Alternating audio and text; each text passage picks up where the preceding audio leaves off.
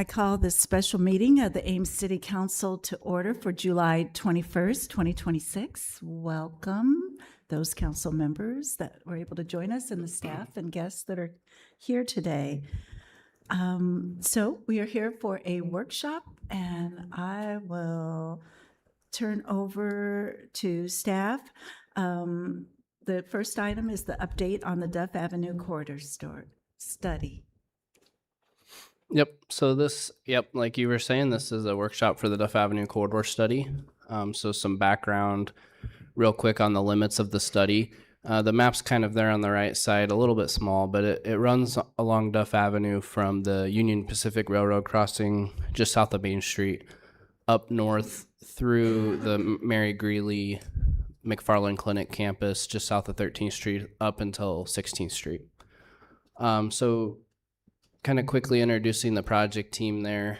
So myself, Kyle Thompson, transportation planner for the City of Ames. I've been kind of managing this project on the city side. We also have Damian and Justin kind of on the far right side here to my right, who've been working on this as well.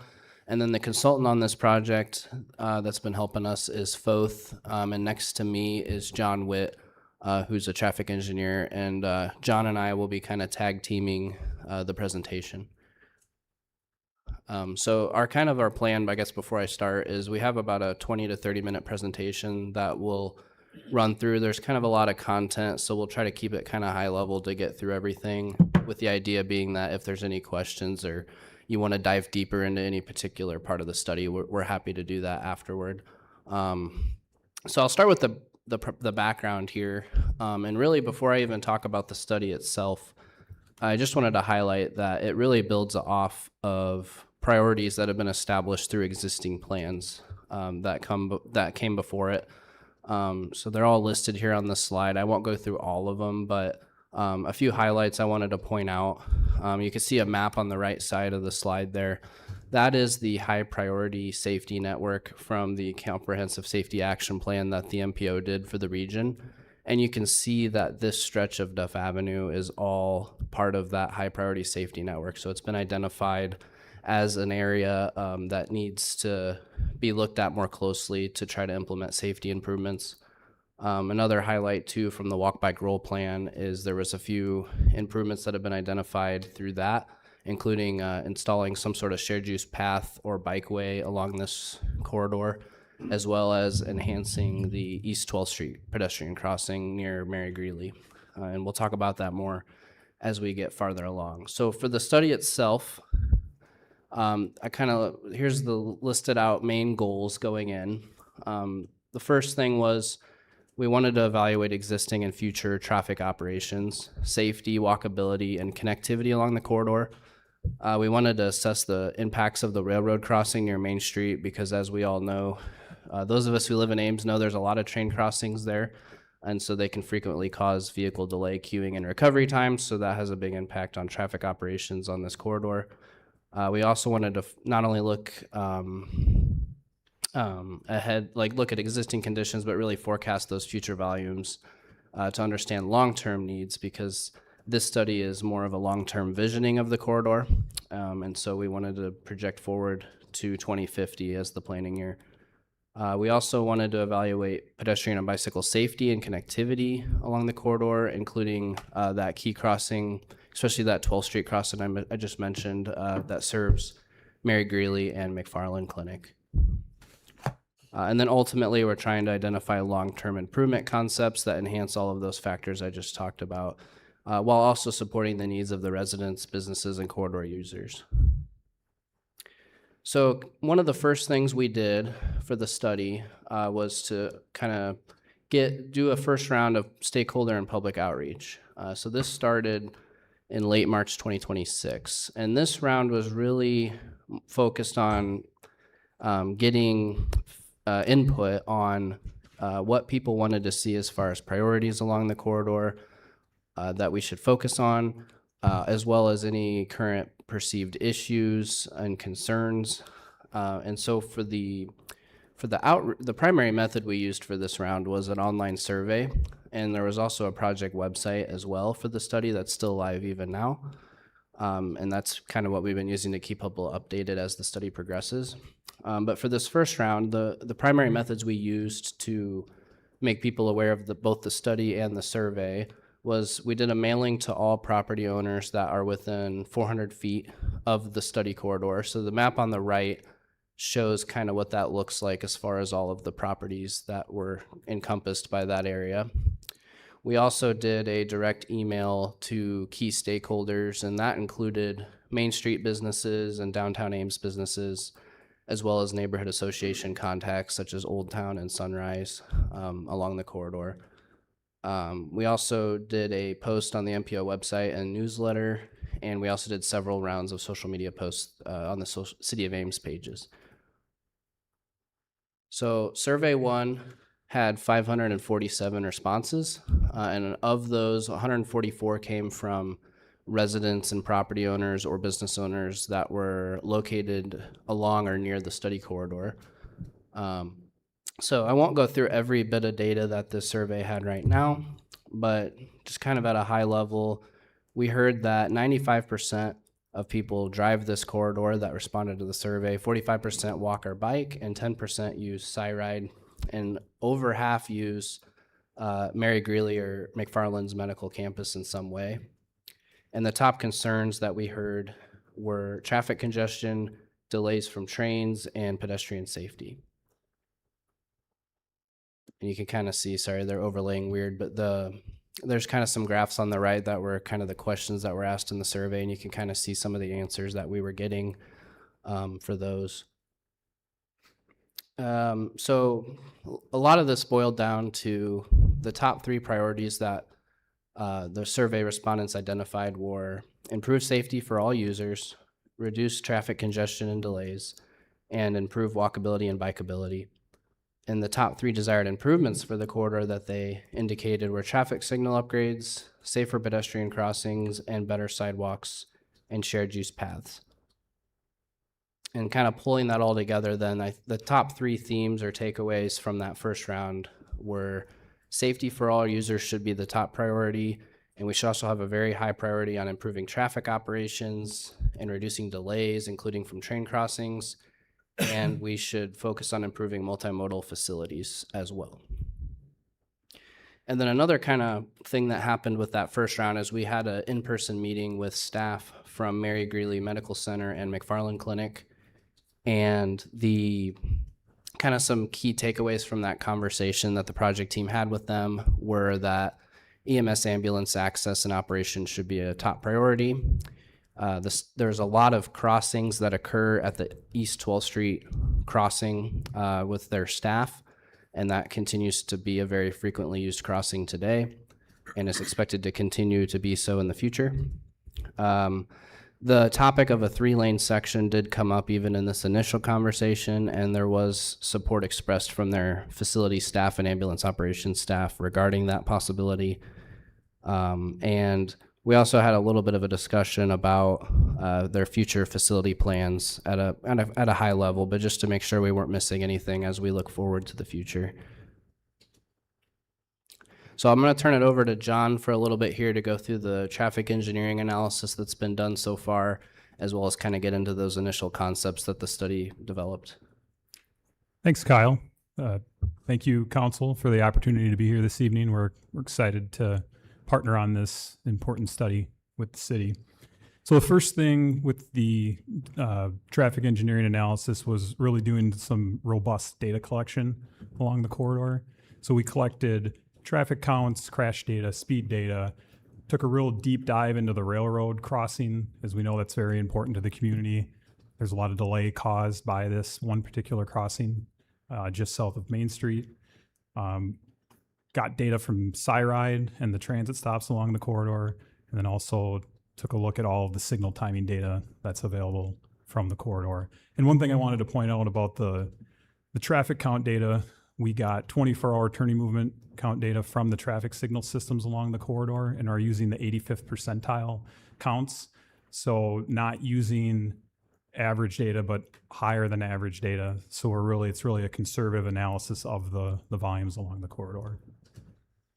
So the existing volumes starting down at Lincoln Way, Main Street area, about 12,600 vehicles per day, and then lowering towards 9,000 as you get north of 16th Street.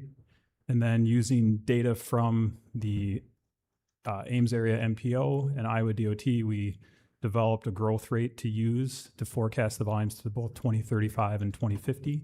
And we used a 0.5% annual growth rate for that. And that is also conservative. When we look at the data from the MPO, it's really closer to 0.3%. But again, we wanted to make sure we were conservative in our analysis when looking at things like a potential roadway lane reduction, as we'll get into later. So using that data, we did traffic operational analysis and used the national standards from the Highway Capacity Manual. Main measures of effectiveness or data that we're looking at for that is delay and level of service. The level of service is graded on an A through F scale, so probably very familiar to you from other studies that have been done. And then also volume to capacity ratio. Table shown here is the 2025 existing operations with the current roadway cross section, and then also the 2050 operations with the existing cross section. And as you can see, we're level of service A to C out there. Operations are very good. The volume to capacity ratios indicate there is additional capacity available on the corridor, so which would lend itself to a potential roadway lane reduction. Next, we took a really deep dive into the crash data along the corridor, the last 5 full years of data. There were 96 crashes along the corridor, 76% of those being property damage only and 24% being injury. And that the 24% injury is key, as this was identified as a high priority network in the safety action plan. The most common crash types are rear end, broadside side swipe, and left turn. And those rear end, side swipe, and left turn crashes are an indication that there is an issue with the 4-lane undivided roadway that's out there. Those are crashes that are attributable to that type of roadway cross section. And then looking a little deeper, the major causes of the crashes that are happening, following too close, failure to yield while making a left turn, and then the improper erratic lane changing. Again, many crash types that are causes that are a result of the type of roadway cross section that's out there. And then in terms of all of the intersections or the key intersections that we looked at along the corridor, Duff Avenue and 16th is performing worse than similar type intersections throughout the state of Iowa. We look at a metric called potential for crash reduction, and that's data we get from Iowa DOT. And that intersection has kind of pinged on their radar, currently an all-way stop, but based on the volumes that are out there, an unwarranted all-way stop. So a change in traffic control would help that intersection and help to reduce the crashes that are happening out there. Also took a deep dive on the speeds along the corridor. So 3 radars were placed for a week at different locations along the corridor, and the metrics that we use when we look at speed are the 50th percentile, our average speed, and then the 85th percentile speed, which is the speed at which 85% of vehicles are traveling at or below. 50th percentile is at 32 miles per hour, 85th at 36. So we used a couple nationally accepted methodologies to evaluate the speeds along the corridor. One being the NCHRP, which is the National Cooperative Highway Research Project 966, and then US Limits 2, which is a federal highway tool. So we take into account existing speeds along the corridor, the other context being the amount of accesses, land use, and different metrics like that. And based on both methods, the recommended speed limit is 30 miles per hour, which is what the current speed is. So what we'd really like to see is to get that 85th percentile speed down by probably 3 to 4 miles per hour. And this is something we see very, very often on the 4-lane undivided cross section, which is currently out there, where you have your 85th percentile speeds ticking up because you get people that are trying to just get around people, really going too fast for the context of the roadway. As everyone knows, we've got the rail crossing there just south of Main Street. Based on the data that we have preemption data from the signal at Main Street. There's an average of 38 trains per day on weekdays, and average gate downtime is 3 minutes, 15 seconds. And that results in the crossing being blocked for 2 hours a day on average. Now, there are days where the crossings, where they can be longer. We saw trains that were up to 6-7 minutes in length, when obviously the queues get much longer out there when that happens. Video data that we collected over a period of about 3 days confirms that preemption data. We got a very similar average gate downtime. The recovery times during the peak periods, so when the gates come up and then for traffic to get back to free flow and normal, southbound performed better than northbound. Northbound, the recovery period was up to 90 seconds or even more in some situations. A lot of that's attributed to southbound. Motorists have a way to divert, so if they see a queue, they can head west, go to Grand, and go to the underpass. Northbound, if you've committed coming off of Lincoln Way, you're pretty much trapped. So,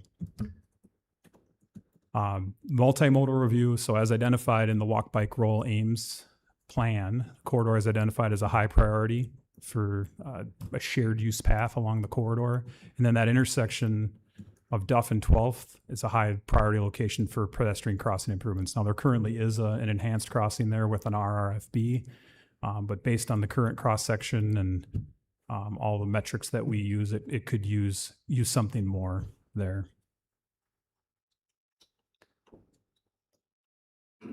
So we have completed a preliminary conceptual design for the corridor, and the first thing we want to talk about is roadway reconfigurations, or also commonly known as a road diet. So it's a nationally accepted practice to convert 4-lane undivided roadways to 3-lane cross sections, which is 1 lane in each direction with a center 2-way left turn lane.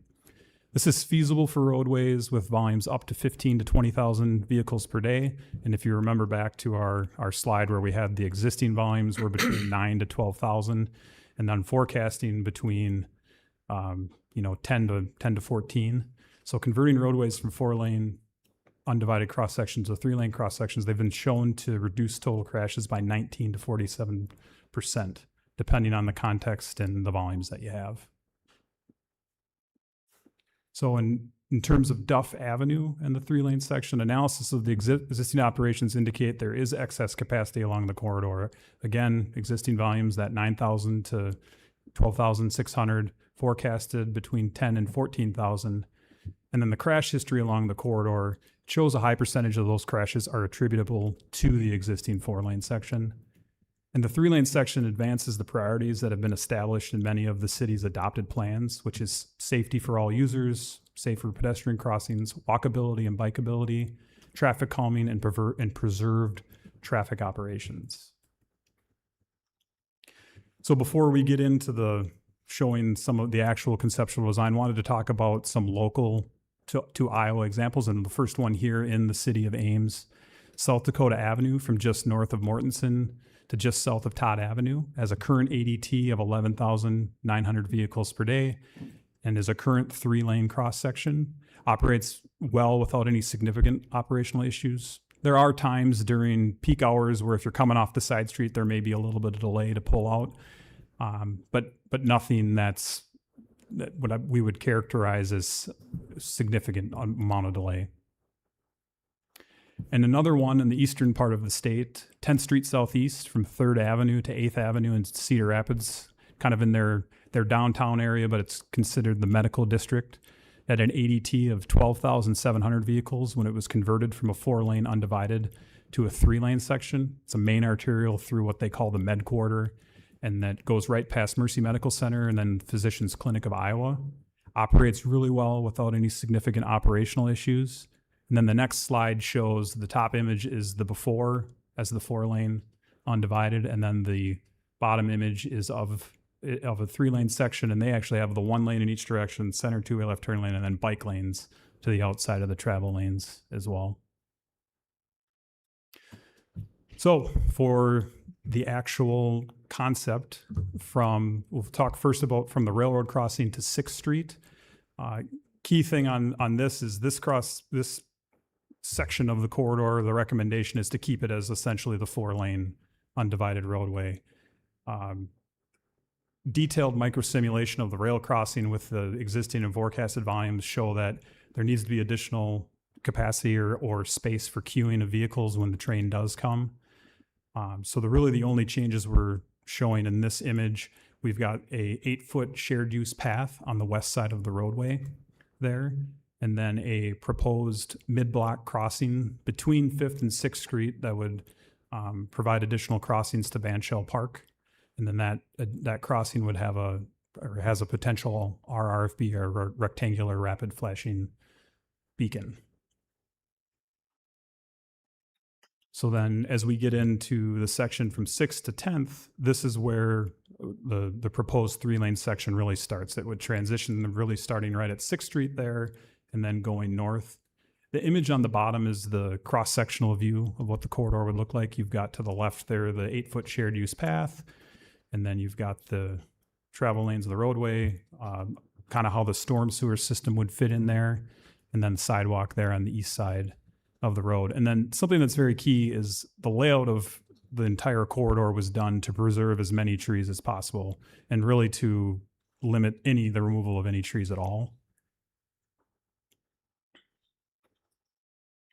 The section from 10th to 13th Street that goes past the medical campus there by Mary Greeley Medical Center. Interesting about this, it's currently a 5-lane section. Again, significantly under capacity. There's a lot of excess capacity along here. Modeling shows a 3-lane section would work fine in this section. And really the reduction in the roadway width is key in this area in order to accommodate the shared use path that would go along the west side there. Other key points would be the upgraded pedestrian crossing there at 12th Street, which would include a median refuge as well as a pedestrian hybrid beacon. And then that pedestrian hybrid beacon would also double as an emergency hybrid beacon, so the ambulances could use it to stop traffic when they need to get in and out of the ambulance bay when there are calls. And then there's also a northbound right turn lane that would be developed at the intersection of 13th Street. And the last section from 13th to 16th Street, again, pretty standard. We've got the 3-lane section, shared use path on the west side of the road. And then the main part of this section of the corridor is the change in traffic control at the intersection of 16th Street. It's currently an all-way stop. Based on traffic volumes and the crash history, the recommendation is to make a change of some sort. 2-way stop would operate fine, both based on existing volumes and forecasted volumes. But we also looked at a mini roundabout in this location, and you can see now that that's overlaid on there. This would operate the best in terms of level of service and delay, but obviously has a bigger footprint, so there would be right-of-way acquisition needed in all 4 corners. But both are acceptable alternatives for that intersection.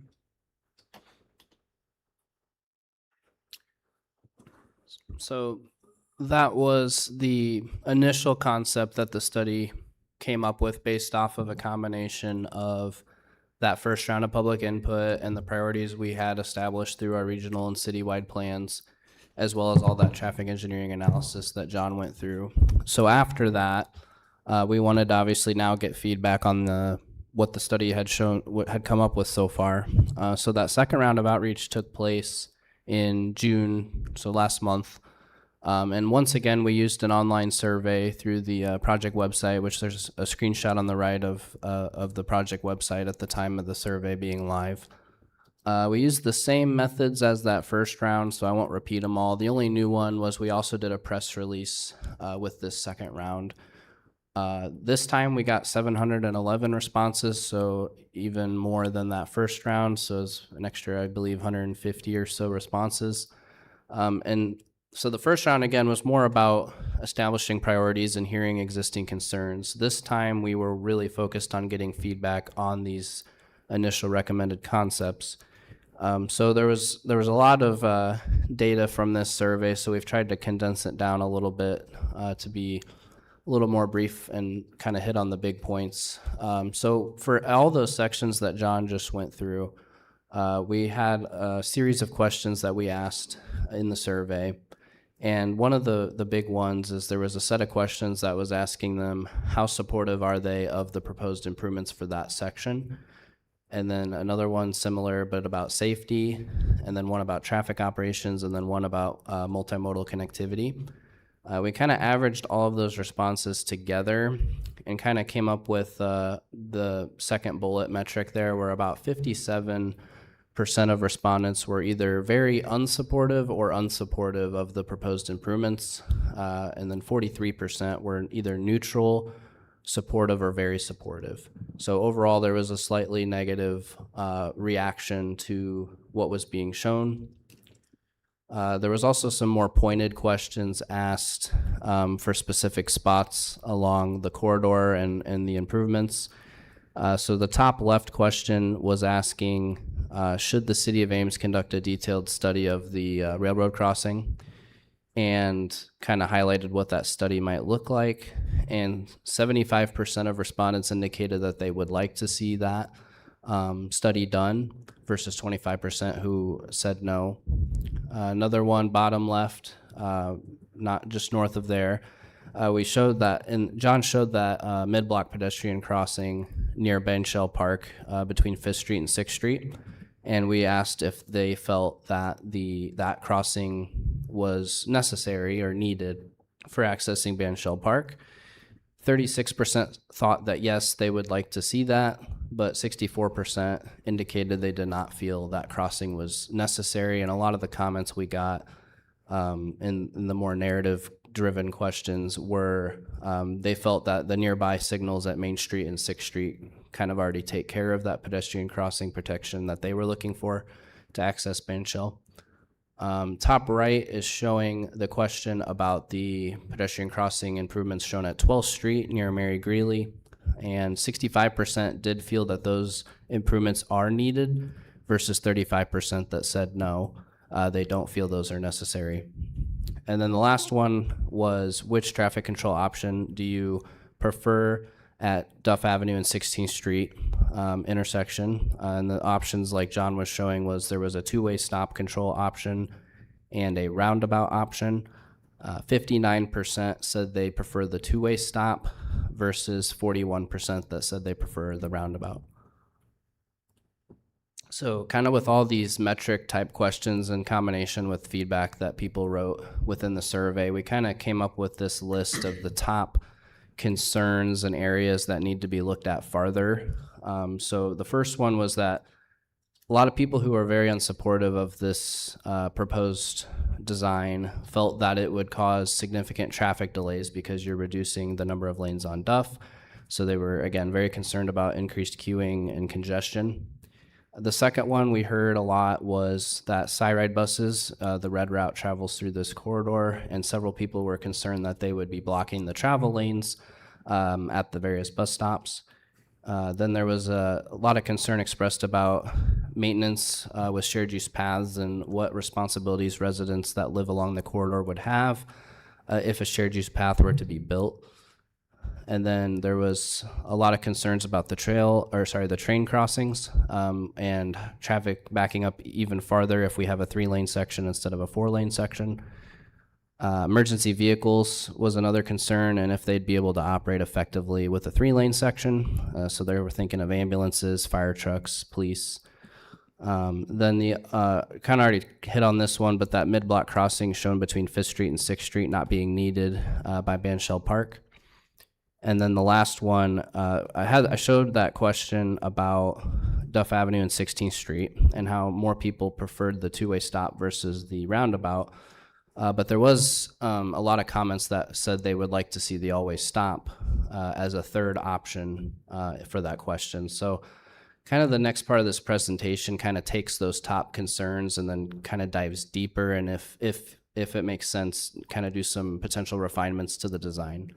So the first one we really wanted to hit on, because this was by far the most received feedback, was traffic operations and the 3-lane section causing a lot of congestion. So we did a comparison of the current 4-lane section, which is that second column, and its operations, and this is in 2050 forecasted conditions, versus the 3-lane section design that John just showed. And comparing what operations look like, and really the main takeaway here is, according to the modeling, which John said, I mean, we're being pretty conservative. We're using 85th percentile volumes, and we're forecasting with a more aggressive growth rate than the models that the MPO and Iowa DOT have. And even with all that, we're showing very similar operations between the 4-lane and 3-lane section. Only a difference of about 1 second or less at most intersections between the two. And at 16th Street, you see a significant improvement with the roundabout, obviously, because instead of an all-way stop, you have a roundabout, which is a lot better for continuous flow at lower volume conditions.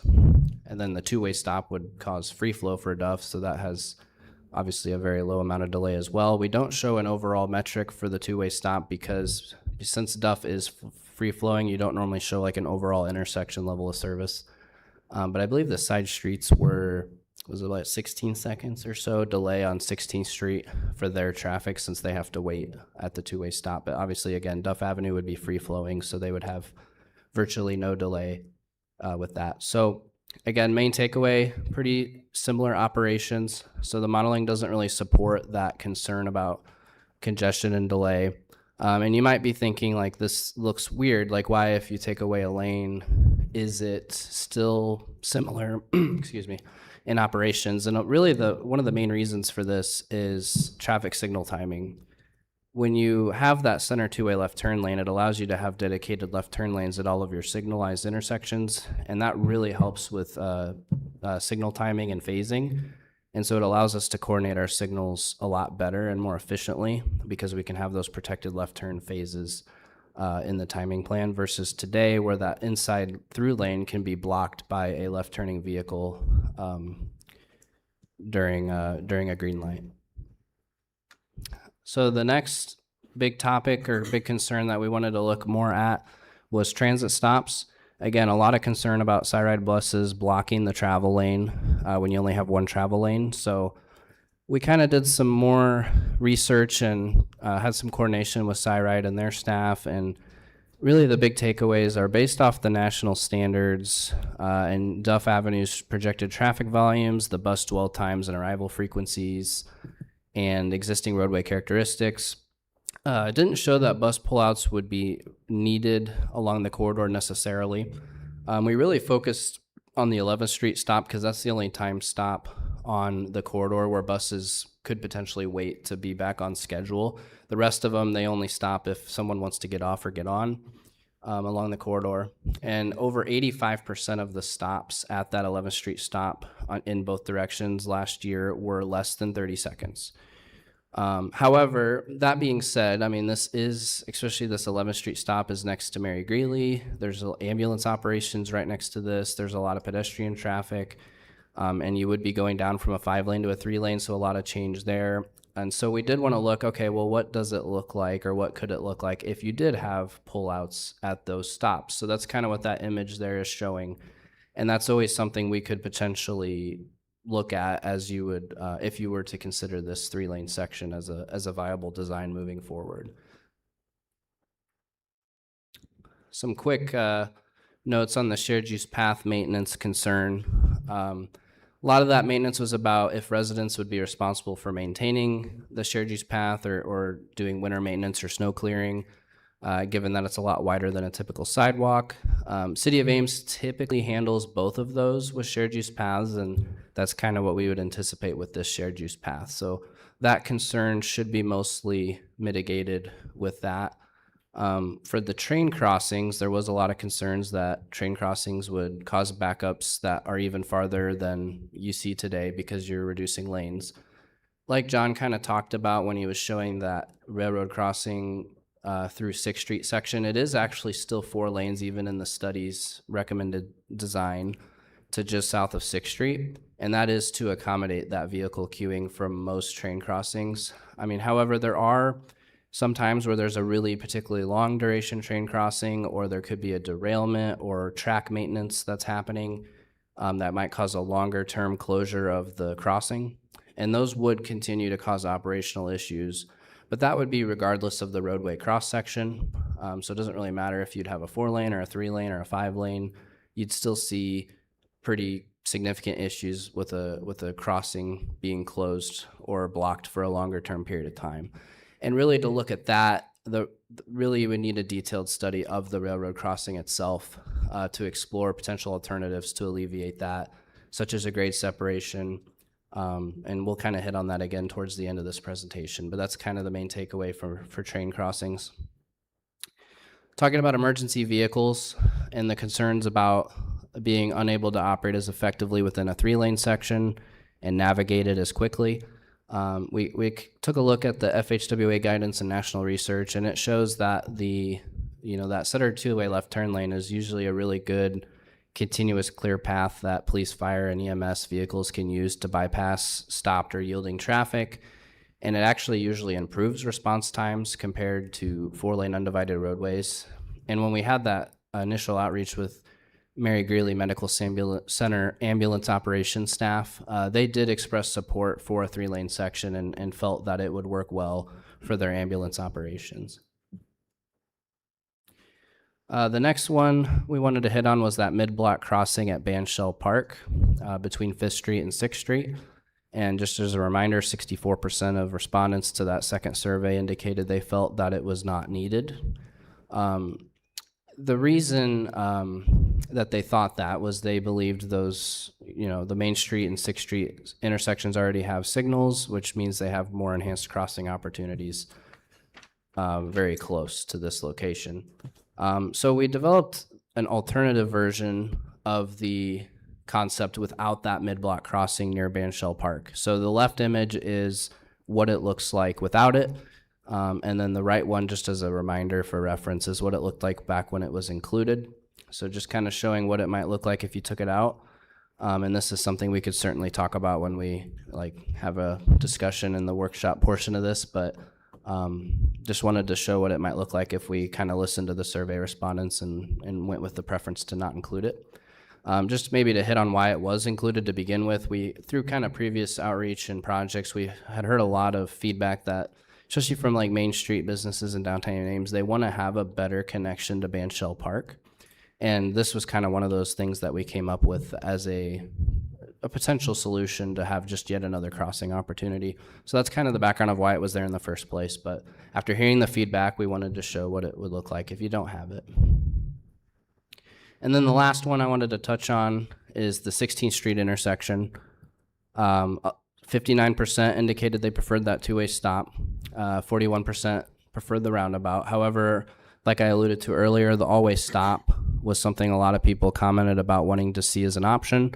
The reason it wasn't included is because, and considered a viable traffic control option, is because of its crash history and its anticipated degradation with traffic operations, being a little bit a lot of delay compared to the 2-way stop and roundabout alternatives. And really one of the big concerns with the 2-way stop that people had was they would lose that enhanced pedestrian crossing capability, the ability to cross Duff Avenue in this area. Because they'd have to go all the way down to 13th Street or go farther north in order to cross, whereas right now you have that all-way stop, and it's a good area for them to cross, and also for vehicles coming off 16th Street as well to enter Duff Avenue. So we did develop an alternative version shown on the slide that includes a enhanced pedestrian crossing with a potential RRFB installed with it. So that would be kind of a way to enhance the pedestrian crossing capabilities at the intersection, but still get those improvements in traffic operations and other safety benefits that eliminating the always stop would provide. And this is kind of a big table that summarizes the benefits and drawbacks that we identified as a project team with the 2-way stop versus the mini roundabout when you're trying to consider between the two. There's the roundabout. So just on the right, as a reminder, there's the 2-way stop and then the roundabout below it. I'm not going to go through every bullet point here right now, but ultimately your 2-way stop is, free flow for Duff Avenue. So Duff Avenue traffic doesn't have to stop anymore, but that would potentially create higher speeds as a result because people no longer have any traffic control to slow them down. Enhanced difficulty for 16th Street traffic to enter Duff Avenue. And while the RFB crossing would help crossing Duff for pedestrians and bicycles, it's still wouldn't quite be the same as the roundabout, which has refuge islands for all the approaches and would just be more protected for them. But obviously your roundabout has a lot higher impact. It would be more expensive to implement.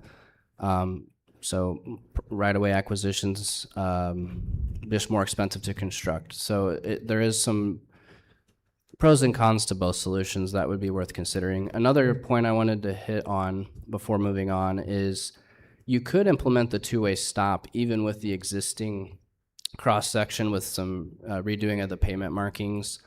So you could always implement the two-way stop and see how it does on an interim basis, and then later decide between the two-way stop and the mini roundabout. Excuse me, in the future. So kind of pulling everything together, in summary, the 3-lane section meets the goals that were identified by the public through that outreach through this study, as well as the other planning documents that have been approved by City Council in the past. A 4-lane section is an option. You always could leave it the same as it is today, but then you wouldn't be advancing your safety and multimodal priorities. Excuse me. And some more background too with 4-lane undivided roadways. They were very popular to build back in the 50s, kind of through the 80s, because they were very cost effective for doubling the capacity of your roadway. And just for reference there on the right side is the project plans from the Duff Avenue widening to 4 lanes back in 1962. So it was a long time ago now, but you can see kind of the difference in design back then versus today with having to hand draw everything. They didn't have the modern CAD software and traffic modeling software that we have today to help them out. Excuse me. 5-lane section is also another thing you could look at. We did not fully study it due to the excess capacity that the study was showing existed today. And if you were to implement a 5-lane section, it would likely lead to increased speeds, and you would not be improving those multimodal priorities that we were talking about. As well as it would require, given that's 5 lanes instead of 4, more footprint. So it would really be pushing the current right-of-way boundaries and would likely require a lot of impacts to trees and potentially some acquisitions to make the 5-lane section happen. And then kind of a concluder with this, urban roadways today, if you're starting from scratch, they're typically designed as a 3-lane section, a 4-lane section divided where you have a median in the middle with dedicated left turn lanes at key intersections, or a 5-lane section. You don't see 4-lane undivided roadways built today because of those safety concerns that we've kind of hit on and the multimodal connectivity issues. Excuse me. So tonight, what are we looking for as staff from council, and kind of what kind of conversations are we thinking of having? We're not seeking direction tonight. We kind of intended for this to be more of an open discussion to answer questions council has on any particular aspect of the study and discuss the feedback, the analyses, the design, or just the overall findings to date. However, that being said, if council doesn't feel they view that 3-lane section as the appropriate treatment, or they would like to see other alternatives in the study, such as a 4-lane or 5-lane option, in that final report, it would be helpful for staff to receive some sort of indication or direction as it moves to finalize the study. Also, we were talking about kind of those sub options within the design at 16th Street, for example, or the mid crossing at Banshell. It would be helpful if council might have any preferences or wants to hit on anything at those spots as we move to finalize the report as well. Kind of looking at next steps after today, the plan would be to finalize this study and report and bring it back to council in the fall, likely September, October timeframe, for direction and acceptance of its findings. And then we would also plan to seek direction on a potential railroad crossing study at a similar time or at the same time with that as well. And just as a final reminder, the idea with the study is it's really a long-term vision guiding document for future programming along the corridor. So it's not like this design would be built tomorrow or in the next year or two. It's more of a 10, 15, 20-year kind of look at the corridor. And it would likely be implemented over multiple phases, and the projects would all go through their final design and public input processes and whatnot. So it would go through that CIP programming process. So just a reminder on that and what this study is intended to do. So that's the end of the presentation portion.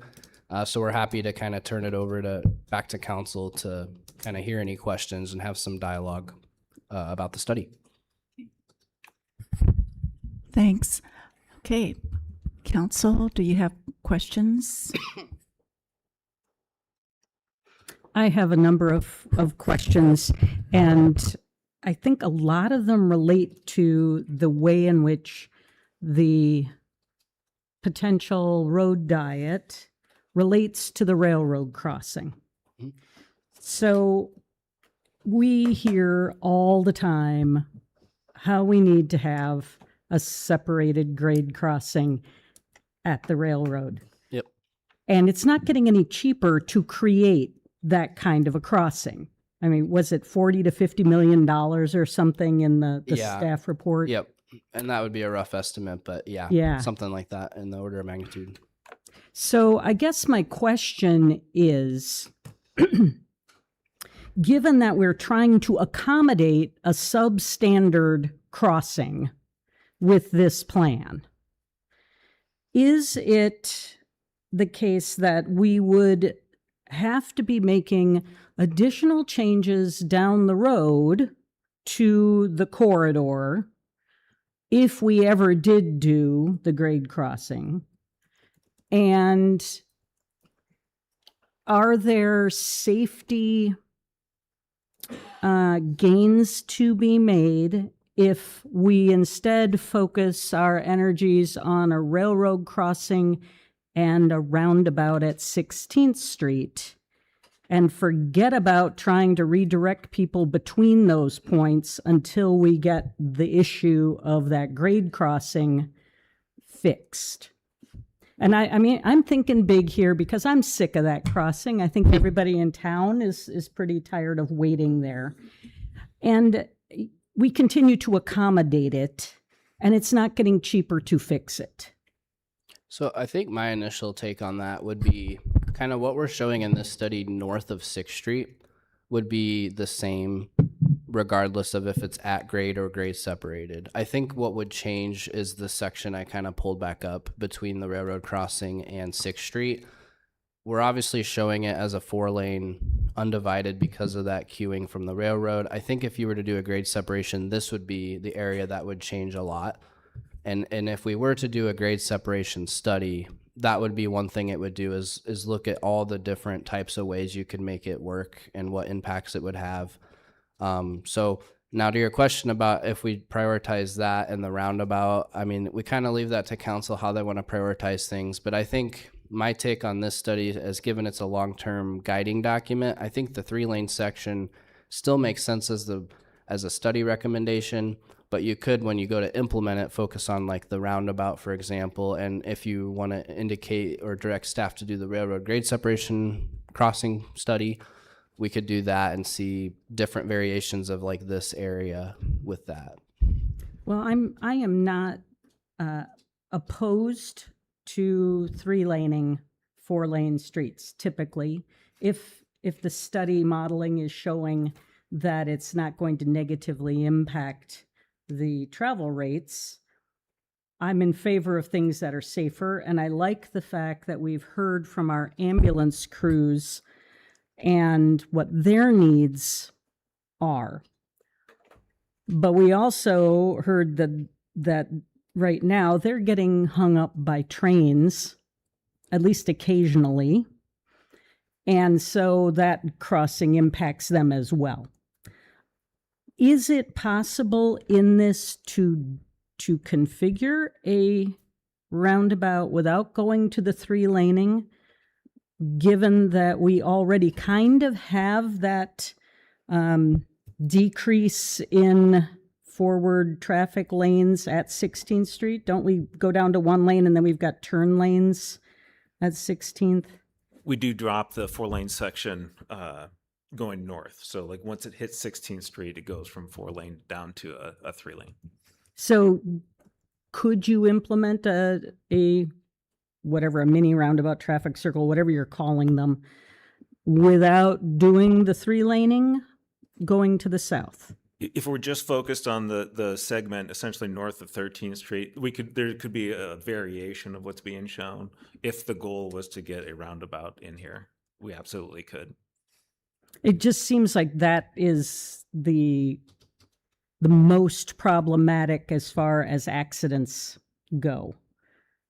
Given what I'm seeing, was it like a 1.11 or something that? Yeah, it has a high Iowa DOT PCR value, which essentially means if you look at the state and similar intersections, so always stop, it ranks very highly in the state compared to its peers. And so in using their analyses, that shows a high potential for crash reduction if you implement different intersection geometry or control. Yeah, it doesn't have a high number of crashes at the location, but the ones that it does have, is what's concerning. And it's really a product of it being an unwarranted always stop. When you have there's so much more volume on Duff, you're getting a lot of rolling stops from those people. And when you have unwarranted traffic control, it just breeds disrespect for it. So that's a location where, I mean, initially you could try it as a two-way stop to see how it operates, enhance that south leg with an RRFB, and it may operate, and my opinion is it would operate significantly better from a safety standpoint, and the delay for people on Duff would be significantly reduced. Typically, always stops, you want to have those at locations where you have similar volumes on all four legs. That's where they tend to work the best. I'm somewhat nervous about the flashing beacons simply because I've seen what happens down on South 4th with a 4-lane with those beacons, and people don't know what to do. You get one lane that stops and another lane that doesn't, and that doesn't seem like it would be a better option. Yeah, you would really want to do that where you would be, as you're approaching the intersection from the south, you'd be reducing down to that 3-lane cross section. And I'll ask one other question, and that's regarding the Cyride stops. Now, it seems like they aren't stopping for all that long, but isn't anything that stops in the travel lane a problem if people are assuming they're going to be moving forward? No, I would say that there's lots of places in town where, a good example, if you travel up and down Grand Avenue, there's probably multiple locations where a Cyride is creating some amount of, like, let's say, localized congestion around the stop. And those are accounted for, like when we did the Grand Avenue corridor study, that was accounted for, just like it's accounted for here.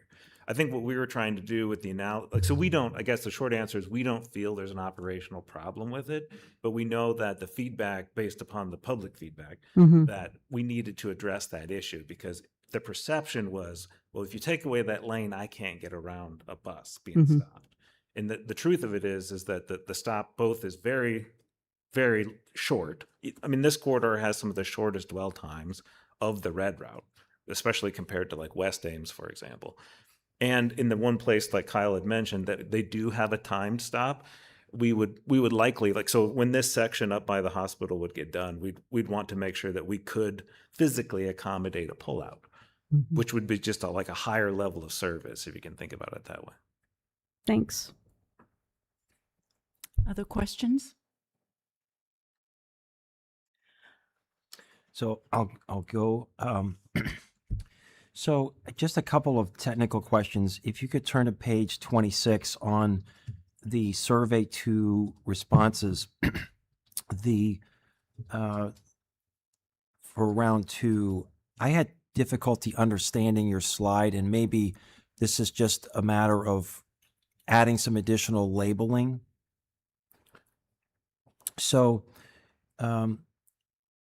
you have these questions here, and then the ratings, but I'm not understanding the label of what 1, 2, 3, 4, and 5 are. Yeah, That's so something that could be added. yeah, we could add that for sure. So what a 1 means is they're very unsupportive. So they're the least supportive of the proposed improvements. And so, like, if they rated it, that's basically like giving it a 1 star. And then with 5 being the most supportive or the highest regard for what was shown. So Yeah, you could see like the distribution then. Like a lot of the people who were unsupportive were very unsupportive, and then there was kind of a more even distribution on that neutral to supportive side. And maybe this is just nomenclature. Maybe we might say very unsupportive might be, we might use the word opposed. Yeah. Maybe. Oh, yeah. And I don't understand the characterization that you say 43% were neutral, supportive, or very supportive. So, why are we grouping the neutral with the supportive or very supportive? Why not just let them be their own category? Because it's skewing your data. So if you lump in your number 3 with number 4 and 5, that's conveying a greater level of support than what I think the data communicates. You agree with that? I think the way we normally see like a 3 out of 5 is, especially when we look at the comments they left along with the rating, is they're normally relatively comfortable with what's being shown. And that's kind of why we lean towards grouping them with supportive, whereas the 2s and 1s are like just straight opposed usually to it. With that being said, I mean, you make a good point. We could certainly split out that 3 rating and kind of show 3 categories like opposed, neutral, and supportive. It just seems like a fair characterization. If we're trying to make policy decisions based on the data, Yep. and you have a group that says, I don't care if it's this or that, then to lump them in with those who are supportive, I think that's skewing your data. I've made that point, but that would be helpful if we could break that out and then recharacterize the text accordingly. Yep. I think that'd be a helpful data point. Thanks. Sure. Thanks for considering that. Could you take us to page 16? And I'm really interested in the disparity on the spread here. Page 16. Sorry, I'm taking this into the weeds here a little bit. The preliminary conceptual designs. So this is a really important statistic. So you say that converting roadways from 4-lane undivided to 3-lane sections have shown to reduce total crashes by 19 to 47%. And so 2 questions here. Am I understanding that those are national statistics, or is that the statistic based on modeling for Duff? I lost that. So that statistic there is based off national statistics, and the reason there's such a high range is because it's very context sensitive to the local road. But when we look at the crash data for the corridor, like your failure to yield to left turn, your like for crash types, your rear ends and your broadsides and really all of those crash types are very attributable to having a 4-lane undivided section. And so if you were to try to come up with a potential estimated percent in crash reduction, for example, you would look at those types of crashes as ones that would likely be mitigated by a 3-lane section implementation. I couldn't possibly disagree with that statement, but so a couple of things. It seems like in that first point you said nationally accepted practice to convert. It seems like there should be some effort to clarify that this is national data as opposed to a projection for the Duff, because I think that can be confusing. I was Sure. confused. But it seems like a very big spread, and such a big spread. I mean, at some point, the difference between 19 and 47, at some point, is it such a big spread that it's not particularly helpful, that you'd want to have some kind of meaningful data to say, if we take this is normal national data and we apply it to this area, we're going to see a particular outcome. But it's such a big spread that I'm not entirely sure, at least it's helpful to me. And so the way to improve this, I think, would be either to do some modeling to get something that is Duff specific, and to me that would be ideal, or to do some further research on national statistics to see is there something that has a closer spread so that as policymakers, we have something to hang our hat on, because this is asking a lot of the community to put this road on a diet. If we only got a 19% improvement, that's a very different than almost a 50% improvement. And so that's going to be a statistic that I think needs to be drilled down on. I had a question on the bike lanes, and I consider myself a cyclist. I try to bike to work. I love to bike around town, and I run around town more than I bike. And I'd like to think about this bike lanes, and I have a question in the visuals that you put together for these different road sections.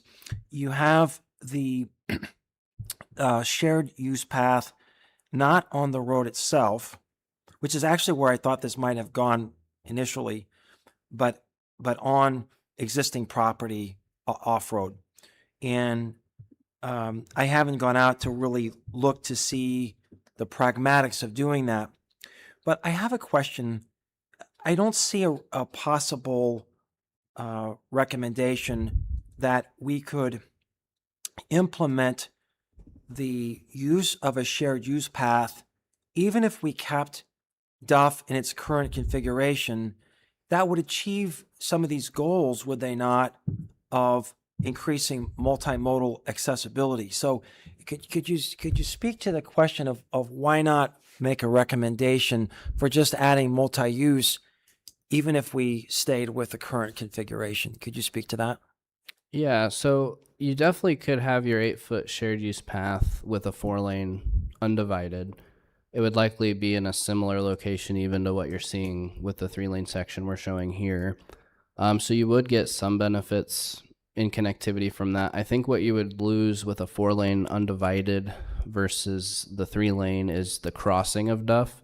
Being with the 3-lane, you're crossing less lanes, and at protected crossings like the 12th Street crossing by the ambulance bay at Mary Greeley Medical Center, you could have a refuge island with a 3-lane section. So I think you could still have your multimodal connectivity as far as like north-south traversing on the shared use path, but the crossings would be not really any different than today, and the safety improvements there wouldn't be realized. I think it would be the main difference as far as multimodal connectivity and safety is concerned. And do you have any data that would support that is a problem that's worth addressing? As far as like the crossing, the east-west crossing. we could do a deeper look at the safety data. I don't believe we have a lot of pedestrian type crashes here as far as existing crashes, but of course we're always also trying to look at roadway characteristics, and we're trying to prevent future crashes. So even if there hasn't been existing crashes, we like to see we like to build roadways that have been nationally shown to have better safety, I think is how I would respond right now without having the ability to do more, more detailed analysis. But would you agree with me that it's at least worth considering adding the multimodal as a component independent of the road diet? I think we certainly could. I kind of going back to the final slide here, or I guess the second to last slide and the last slide. I think if council would like us to show a 4-lane option, we could certainly show it with a shared use path, and then whatever multimodal improvements could be done with the 4-lane section. So if that's something council would like to see, we can certainly do that as we move to finalize the study. Well, it just seems like if we're comparing these different options, it would be valuable to compare the status quo and overlaying on top of it the desired multimodal component to it. Sure. I think that would be worth exploring. And we don't have to look very far for an example of this. This is what's happening on Grand.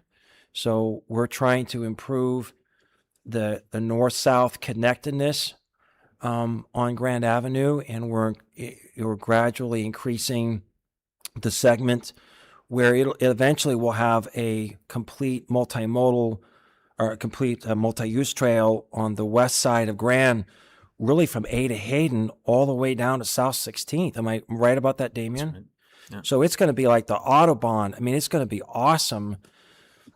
But we're not putting Grand Avenue on a road diet. We're having to accept that there are trade-offs, and but I think that I would be very interested in that because I think it would help a lot. Okay. One thing I might mention to that, so regardless of what the final corridor plan looks like, I think one of the things, Tim, that you're alluding to was the implementation of the pieces of it. So we wouldn't expect, for example, if we adopt a corridor plan, that we couldn't do a separate project as a shared use path, and the street could be a separate project, or different segments could be programmed. Like, we would expect that the actual programming of the improvements would come later, and like kind of the timing and prioritization of them can be separate. So I don't think the right way to look at the corridor plan is like an all or nothing. It's trying to set a vision, so we certainly want that to be clear, but that doesn't mean that, like what you're talking about, if we find that we should pursue the trail as one of the first things out of the gate, that we couldn't do that as a separate project, regardless of what happens to Well, and that's sort of my point, Damien, of why I think it's worthwhile to present to council. We're sort of a short team tonight, but and for the public, I think to see that as a viable option, and also expense-wise, it's not super expensive for us to add a shared use trail. And it's not super expensive to do that. I have a question. Could you go back to page 11? And maybe this was super clear and I just went right by me. But this is it seems like an important slide under the traffic engineering analysis. And this is where you have the level of service ratings. And so if I'm reading this correctly, the worst level of service you have is a C, and maintaining a level of service D or higher is typically considered acceptable. But you have a number of A's, a number of B's, and then 4 C's. So if we look at that, is this data that is supportive of a road diet, or one that speaks of maintaining status quo? I mean, aren't we doing okay if those are our levels of service? I think the idea is the 3-laning would not be a operations based decision, because like we show late in a later slide, the operations between the 3-lane and 4-lane are very similar. It would be more of a safety driven and multimodal safety and connectivity driven based decision. I think really what my takeaway on this is, on this data, is because your operations are so good today, that shows you have excess capacity on your roadway that's not being fully utilized. And so that's why we kind of looked at the 3-lane as a potential next step. Now, if you left it as a 4-lane undivided, yeah, sure, operations would continue to look good according to the modeling. But you would still continue to have the safety issues and potential drawbacks as far as pedestrian crossings and those sorts of things. So I would say the 3-lane is more of a safety-driven decision instead of an operations-based decision. Okay, and that was super helpful for me because I didn't get that the first pass through. Sure. So we have parts of our roadway systems that are lower grades, and Damien's helped educate us on some of those. So if we're going to make changes and the tail that's wagging the dog is the goal of achieved improvements of safety, then that makes my earlier comment about the realized improvements in safety even more important. If that's your best argument for doing this, then we need to have better data to support that, it would seem to me. Okay, I'm almost done. You're doing great. And to that end, then, that crash data, this is on page 12. So if this is our focal point is on safety, do we have any bicycle specific data, or is this only automobile accidents? This would capture if there was a bicycle included in a crash, it would be in here. I don't have that in front of me right now, but we can certainly dive deeper into the data. I don't have it in front of me right now, but we can definitely get back to you on if there were any crashes involving bicycles.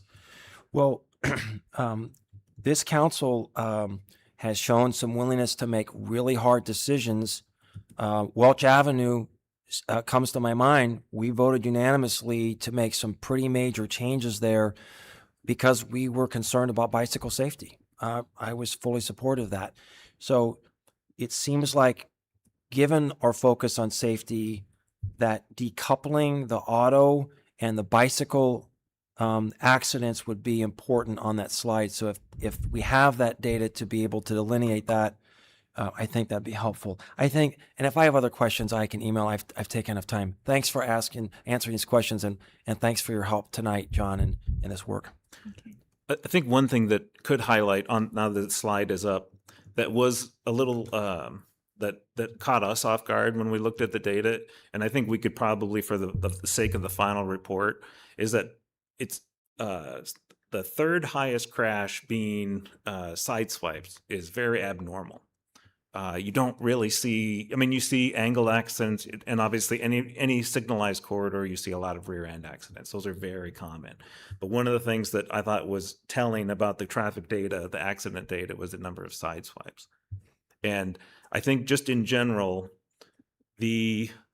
some of the intangibles, perhaps beyond the reduction in crashes that the 3-lane section would have as a benefit over a 4-lane section, that, for instance, perhaps the traffic volumes like on Grand Avenue, like that we couldn't benefit from a reduction there, is that I know council's had a lot of concern about arterial streets that go through residential neighborhoods and what can we do for traffic calming. And I think, for example, when we talked about Lincoln Way, we tried to put up dynamic feedback signs, for example, to help control speeding.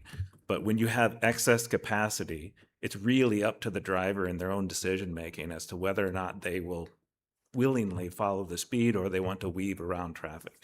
Whereas like a 3-lane section, the good thing is it takes very few cars driving at the speed limit to moderate the entire traffic flow. So that excess capacity that we've been talking about tonight also creates quality of life issues as far as allowing higher speeds to happen. Okay, thank you. Rachel, did you have any questions or? I think these two covered them. Okay. Amber, did you have anything? Maybe not. No, I do not. Thank you. All right, thanks. I had just one that just has to do with the timeline. So we've talked about if we would like a railroad study, that could be something that could be done. When would that be accomplished within this 10 to 15 years before this is taken up? Like, do you have some idea the timing for that? I think with the railroad study, we would look to come to council when we're finalizing the study, this corridor study's results, for direction and if they would like to pursue the railroad crossing. And I think the staff report kind of has a little more detail on the funding and how much that might cost and where the funding might come from. I think the two main options would be either funding it through the MPO and its planning funds or through a national grant like the Railroad Crossing Elimination Grant that FRA has. And then I think once we would have direction, along with that direction, we would probably like to know when council would like to see that programmed. And it could be near term or maybe a little bit longer, but I would expect it in the next, few years would be what my expectation would be if that would be your direction. And the study would probably take about 2 years just because it's pretty complex thing to look at. And then as far as funding, like the actual project, if something came out of the study, that could be a lot longer. It's a very complex project and very high dollar value. So I think it would be overall definitely a longer timeline, like 10, 15 years. Even if, everything was going the direction of trying to do a grade separation, it would take some time. Okay. Anita, are you talking about doing a study on the Duff Avenue crossing? Yes. So have you seen, has the council seen the one that was done about 25 years ago? Yes. You have that? But the staff report indicates that technology has changed now and that the way you might address that crossing today is not what was recommended in that earlier report. Yeah, I mean, it was a pretty thorough report. Yeah, we could send that out again. If you could send that out, the challenge with really any of those options, just a quick summary, because I watched this pretty closely because my former office was one of the buildings that would be taken out. It would require a huge reconfiguration of the main street, that eastern downtown, and Right. lots of buildings taken out, and so the I don't know where we get the funding. It would require some substantial federal funding, and I'm nervous that there would even be that. So I don't know, but I think it would be helpful to take a look at the study. If You're right. It did impact a lot of business along the way. Yeah. It was an underpass. So some of those businesses lost contact with Duff. You had to reroute them. They were really closed off. And then the actual ending point to the north wasn't at Main Street, was farther north, went into the band shell. That caused a lot of consternation with some of the downtown business people at the time. oh yeah. Yeah. Okay. So if you could send that out, I mean, obviously the price tag on these things have changed, but the concepts would be similar. And when Ames was built, it was an asset being on the railroad, and now it's a bit of a liability. And so it's hard to unpack this. And a lot of communities around the Midwest are sort of stuck with railroads. Some have it much worse than us. I mean, Dubuque, my goodness. So Is that accurate? That Well- the solutions would be pretty much the same and the impacts would be pretty much the same? It didn't seem like it to me from the Well, staff. I would think a couple of things that are different that would be dramatically from what I think it's 2003 when the first study. Couple of things would happen is, one, the philosophical underpinnings of what kind of back in the early 2000s was that we would start with highway design. So like kind of no exceptions on grades or widths or any of these other things. We kind of started with, and I think council remember this when we first kind of took our first bite at trying to do 13th and Grant. It had really high impacts because we started with typical highway design, no compromises.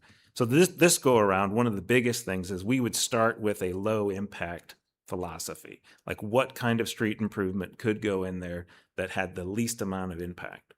And then the other thing too is that I think the assumptions on traffic of like how big that grade crossing needed to be. I think it was trying to be a 5-lane section. Now that we know, just like themes we've talked about tonight, we have much more accurate modeling. We can do micro simulation modeling where we would say like what is actually necessary to get across or to gain the benefit of not stopping for a train. Even if one of the goals of it is simply to allow for unimpeded emergency service access, whether it be one single open lane for ambulances, fire, so on and so forth. So the philosophy would be very different. Now, will it have similar issues that all grade separation do, that you have property impacts, you have significant costs? Absolutely. But I would never, there are some options in that study that frankly are a little ridiculous. They're huge improvements that are in the hundreds of millions of dollars that you will not see in another study. And just to add to that, I think that's a really good point. I think the number one thing would be the actual width of the roadway going underneath the tracks would be significantly reduced. You only need one lane in each direction. So the roadway could be narrowed, which then is a much shorter span for the bridge, which then lessens the impacts to the surrounding businesses and all the access around there. Okay. Thank you. Any other questions or comments? I have one Okay. follow-up, and this is just really to get my mind around this. South Dakota has an ADT of 11,900 vehicles per day, and that is greater than most of the Duff corridor numbers now. Have we seen any sort of benefits from having that 3-lane on South Dakota? I know that there are fewer lights on South Dakota, so people aren't stopping as often. but- Yeah, I'll maybe try to give you my personal view on that. I happen to use that roadway probably 5 or 6 times a day, turning on and off of it. As John had said earlier, there are times when you do have some queuing challenges to try to get a left turn on there. And the challenge on South Dakota is there are no signals. So you have to wait until the traffic moves enough so there's a queue for you to pull in and out. When you compare that to Duff Avenue with similar or maybe even a little bit less traffic volumes, the signals, they artificially make queues for you when the signals turn. So there'll be that turning movement that's available there.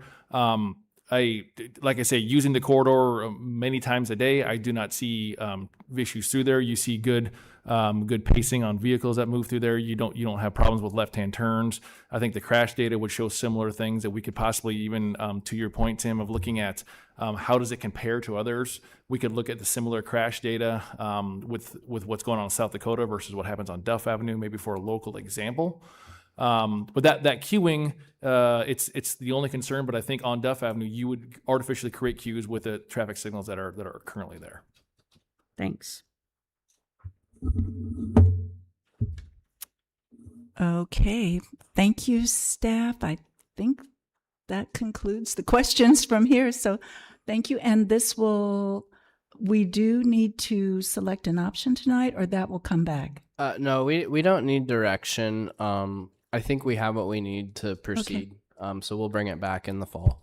Okay, Yep. all right. Thank you. Thanks. Thanks. Thank you.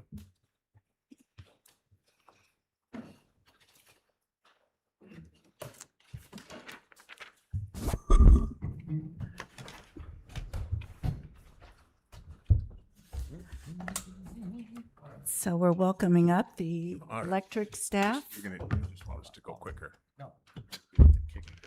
for round 2 of the workshop to talk about the Ames Municipal Energy Center, RICE engines, and step-up transformer procurement.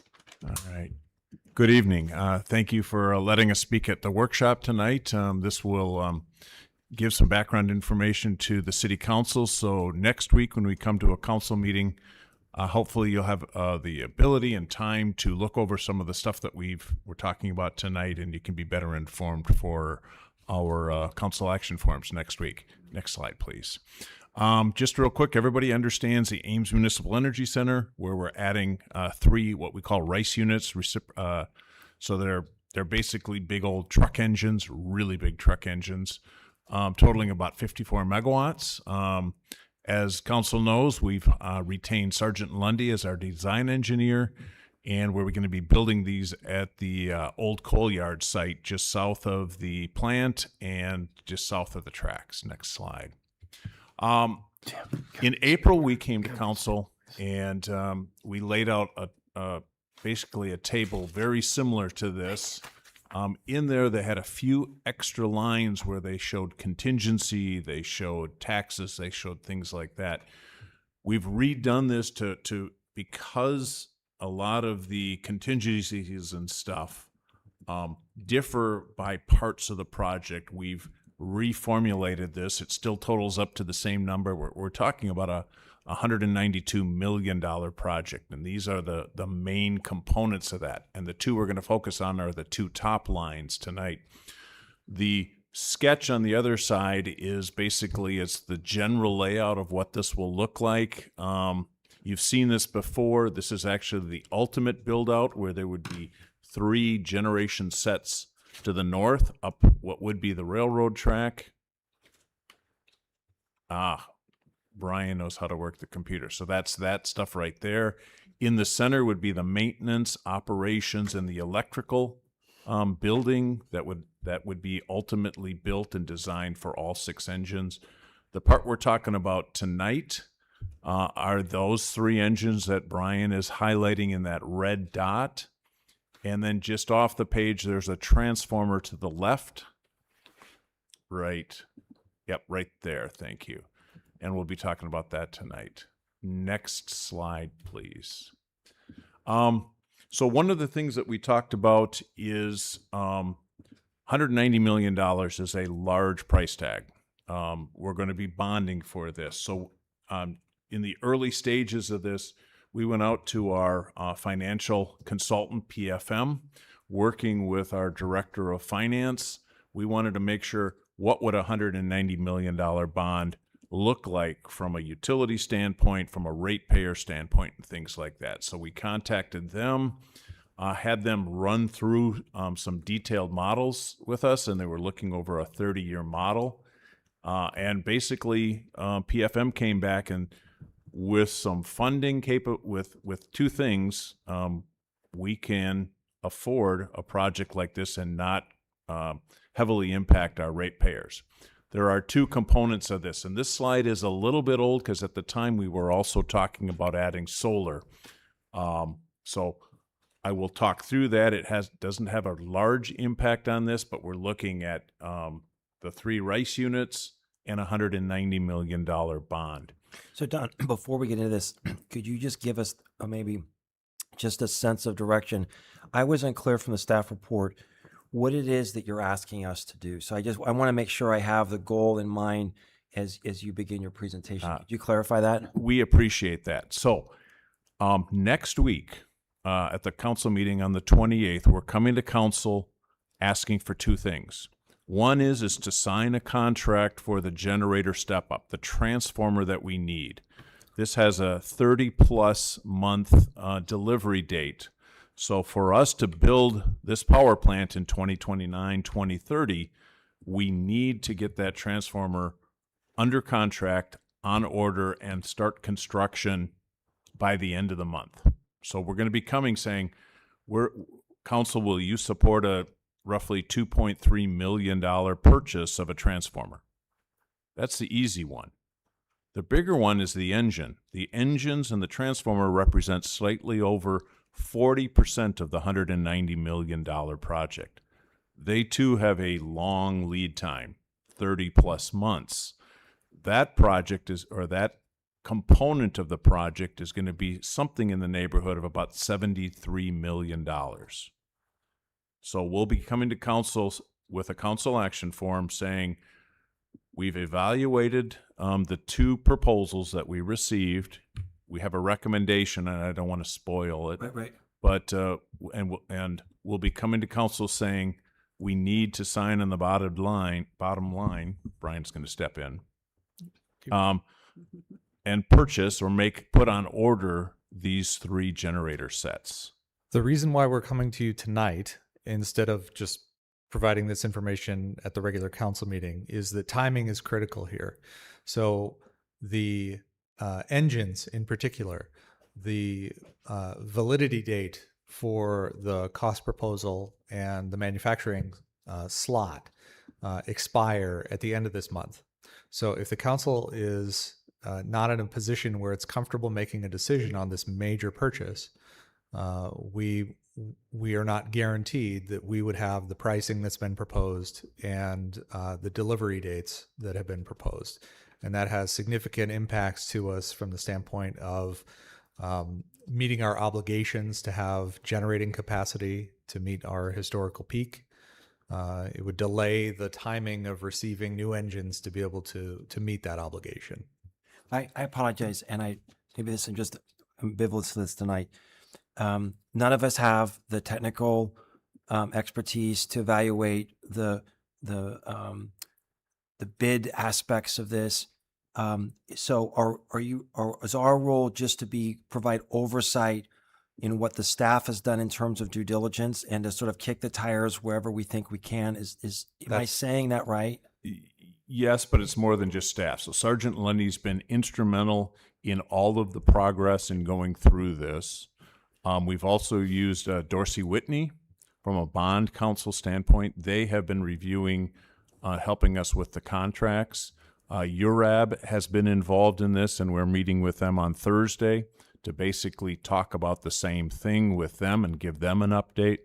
So it's not just staff looking at this, but And we're that's fair. spending Yeah, I think essentially, Tim, yeah, we want to make sure that you're comfortable with us proceeding with these contracts. This is a big undertaking. This is a very large project, obviously, and it's very complex. And so this is the opportunity for you to ask questions and make sure that we have done our due diligence and that we've answered the questions that you might bring up. Okay. And get comfortable with the concept that we're talking about here, which is make commitments for 40% of this $192 million project in the next week.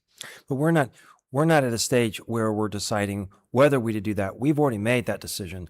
It's just a question of whether this particular proposal Yep. is passing muster, Senate, yeah. right? Next week, we're jumping off the precipice. Okay. Right. That's the first time we're making significant investments. Not to say that the engineering contract isn't significant, but now we're committed, right? We are of the $70+ million contract, 50% of that amount gets laid out in the next 8 months. Okay. All right. Right. Thanks for. So I just big- wanted to frame. These are big obligations. Yeah, I just wanted to frame what you're asking us to do. Thanks for Yeah. doing that. And appreciate the question because that hopefully helps set it, the concept and where we're going tonight and then next Tuesday with you. Where I was going to say in this slide was to fund this, and what we looked at with PFM, there are two big components. One is the savings that we will gain by no longer burning refuse-derived fuel. So this is the conversion to recycling, and I don't want to say closing down, but we will no longer be a waste-to-energy facility in 2027. And there's tremendous amount of savings that will go towards this project to help fund it. Beyond that, PFM looked at a model on, okay, again, $190 million bond. They believe, and this is a very conservative number using higher interest rates, and I can go back to that presentation, but they believe that implementing a 2.5% annual rate increase for the next 18 years, plus followed by about a 1.5% rate increase over the next 12 years, will more than fund a project of this size. Yep, next slide, please.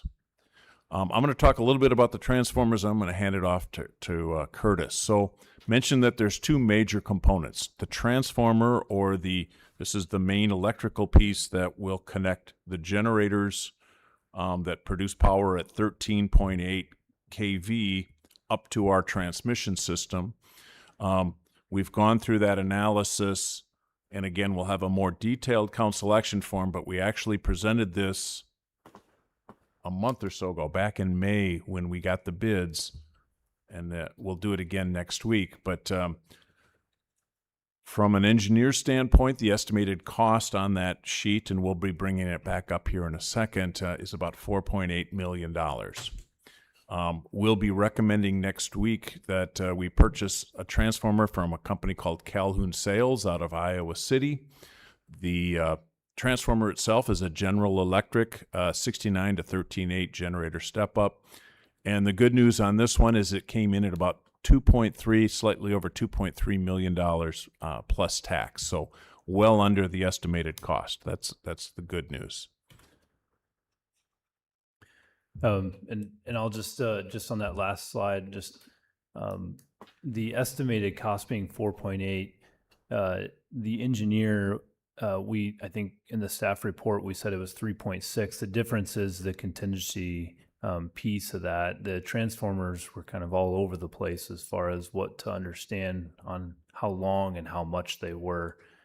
And so that 4.8 is adding in those other items that Don is talking about on a line by line piece. So that's where the difference comes. Regarding the engines, and so we sent out an RFP in March for three large RICE units, 18 plus megawatts each.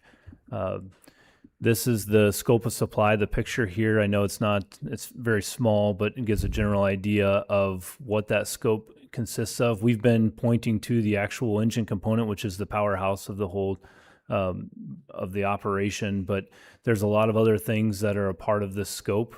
So just to the left of that is the generator. So the engine will be coupled to the generator itself. There's ventilation units that are attached to the building, just to the left of that, to allow airflow around those engines.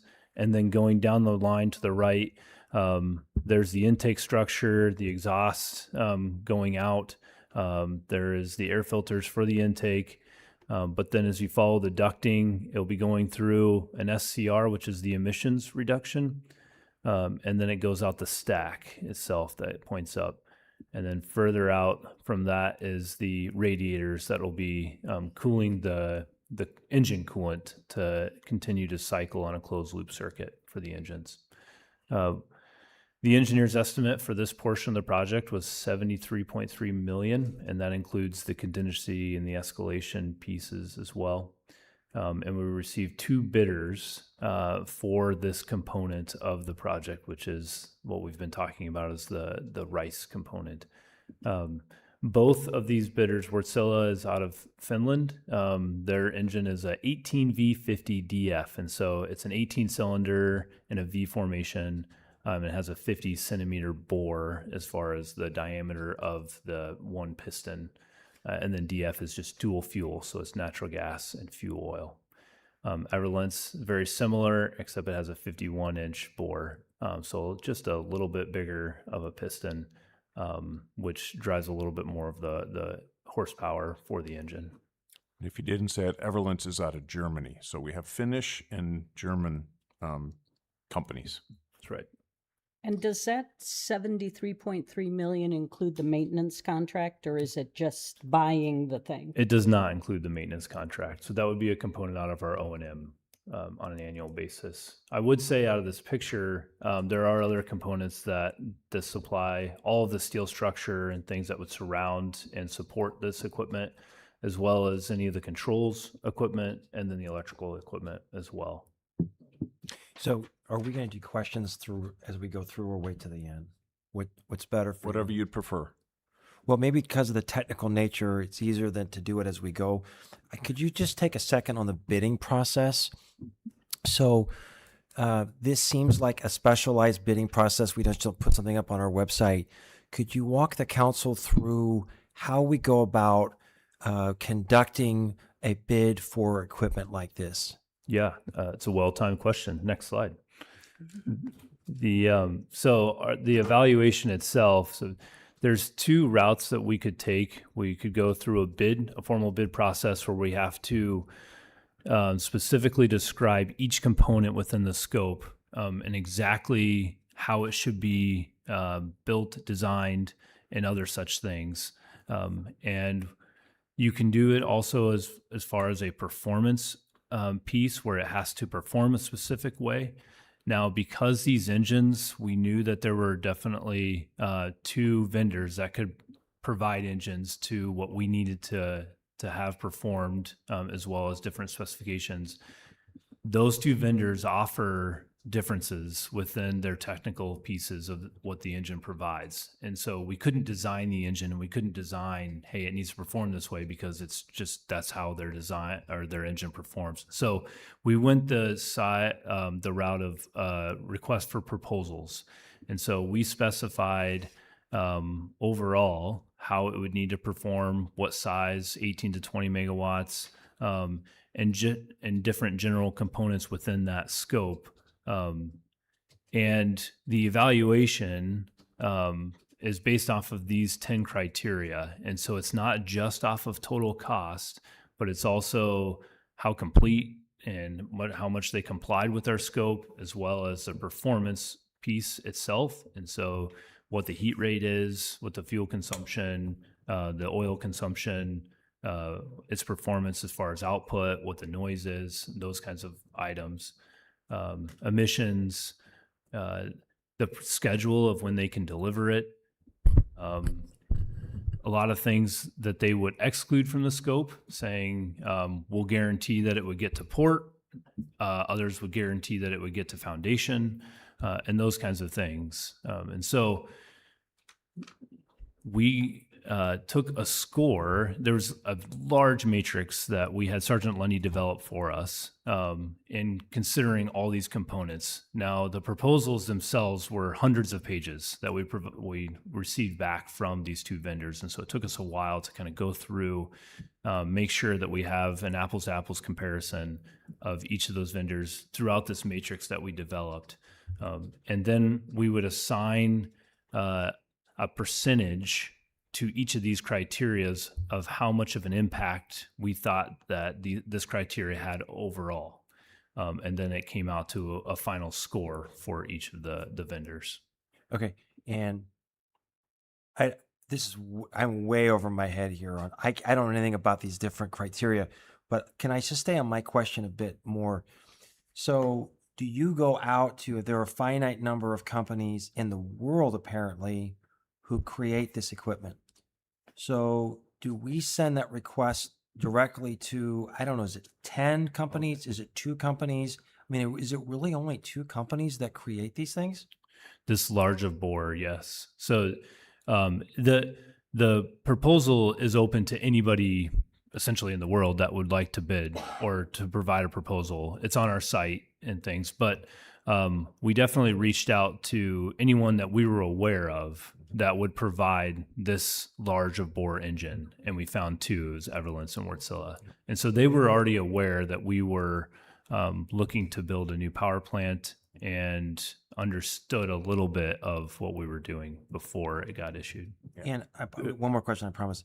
It just seems like for something like this, there would be like brokers who get up in the morning and their job is to connect end users like us with a handful of producers.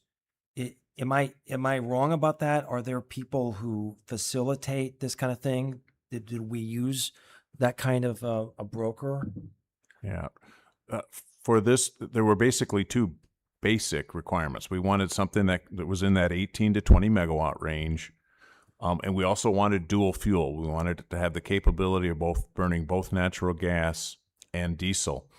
And there are some vendors out there that maybe make a diesel engine, a 10 megawatt diesel engine that would not be ideal for our location and would not be ideal because it's not dual fuel.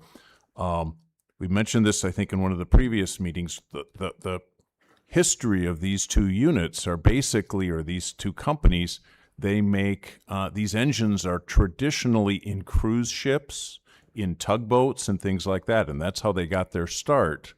And from there, then they progressed into making on-land utility grade generation.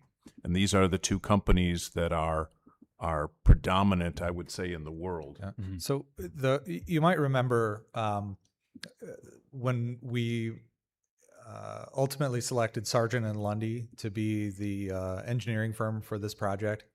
One of the reasons why Sargent and Lundy was particularly attractive is that they had experience working with both of these 2 manufacturers in developing power plants. And so some of the other engineering firms only had experience with one. And so it has been long known by the project team. These are really the 2 companies that provide the kind of equipment, Everlance and Wärtsilä. Thanks for asking. I apologize. We spent a lot of time on this, but yeah, if we only have 2, we only have 2. That's really what it is. Yeah. Okay. Thank you. So Sargent and Lundy, having had some experience with both of these firms, has helped navigate how to best compare them. Great. Thanks for that. Ready? Next slide. Go next slide. So in evaluating the total cost, like I said, there's a number of different things that we were looking at in trying to select these different, which vendor would be best for us. I would say out of the gate, both vendors have definitely proven that they can provide these engines and auxiliary equipment to what we need and have it perform well. And so we've worked with both of them over months and months of understanding their equipment. And while we've had these proposals, we've interacted with them a lot to try to understand very clearly how they perform and what they're offering.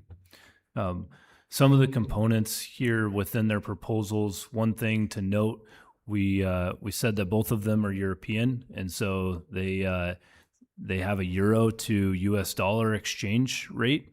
And so at the time of their proposal, they provided what that exchange rate was. And that exchange rate is basically indicative until we sign a contract and then we get the actual exchange rate. Once the contract is signed, there's a little bit of a difference between the two of what they're offering. Wärtsilä is offering, once it's signed, it's held for the life of the project as far as that exchange rate. Everlens has said that once it's signed, it's held for 3 years of the project, and then it's no longer held from there.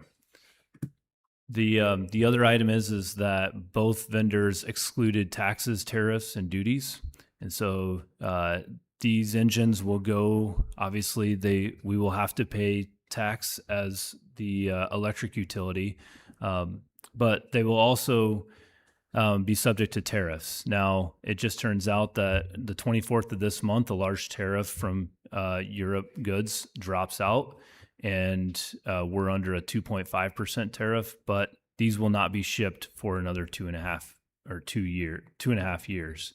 And both of them have excluded anything, and those would just be pass-through costs. There is a large amount of transport. Obviously, they go to the port in Europe, go on ship, go to a port in the U.S., get railed to our general area, and then they are moved via land by truck from there to our site. The responsibility is on the vendor for all of that transportation, but I would say that Everlens does not guarantee the date. They guarantee the date that it will be ready in port in Europe, but no guarantee after that. Wärtsilä guarantees the date that it will be on foundation at our site. Both of them are scheduled from that transportation to arrive in Ames in 2029 and then be ready for operation in spring of 2030. Next slide. So a little bit more about the differences here. The overall price that Wärtsilä was offering is $69,230,520. Now that price includes that entire scope that we were just looking at within that picture, and then delivery of all of those, all of that equipment, as well as once they assemble the engines, they have to travel to site in 3 different shipments, and then they're assembled by both vendors on site, and then they're brought to foundation. After that, our general contractor that we would hire would be responsible for installing the rest of the equipment and other things that are shipped over by these vendors. So I just wanted to be clear as to what that $69 million includes. Everlens offers a contract price of $79,283,000. $75,283,223. There is a difference. I will say that there was still some subtle differences that Everlens was not supplying within their scope of supply that Wärtsilä was, and so those items. One example is a black start generator. We want this power plant to be able to start up under conditions that we don't have any power around. Everlens did not provide a price for that. And so we used Wärtsilä's price of that equipment component and added to what Everlens was offering. And so that these are both an apples to apples comparison. Now, Gloria, you had mentioned the maintenance component of this. This is a large item. So it's called an LTSA, a long-term service agreement that they offered within their proposal. And it's a 5-year maintenance where they provide parts and any service that's scheduled for 5 years, and it's assumed that we would run 25 to 30% of the year each year. And that goes with what we're assuming that we'll end up running these as well. So Wärtsilä is saying that would cost us $5.5 million per 5 years. And then Everlens, same sort of service agreement for $13.2 million. So quite a bit of a difference. I will add also, while we're on this slide, is that I know I'm throwing a lot of data as far as technical pieces, but one large component of the comparison of these two engines is the heat rate, the amount of fuel to provide 1 kilowatt of energy, of electricity. Everlance has an 8% more efficient unit when compared to Wärtsilä. And so doing the math on that, that means that we would spend, if we do run about 25 or 30% of the year, we would spend about $250,000 more on fuel to get the same output using the Wärtsilä versus Everlance. And so there's a different component there as far as efficiency. So could you stay on the maintenance for a second? So have we talked with other utility companies who have this equipment to explore what their maintenance costs are? This seems like a really high number. So we were spending, and you can correct me if I'm wrong, around $1 million a year on the waste, on our resource recovery facility, on a facility that's decades old.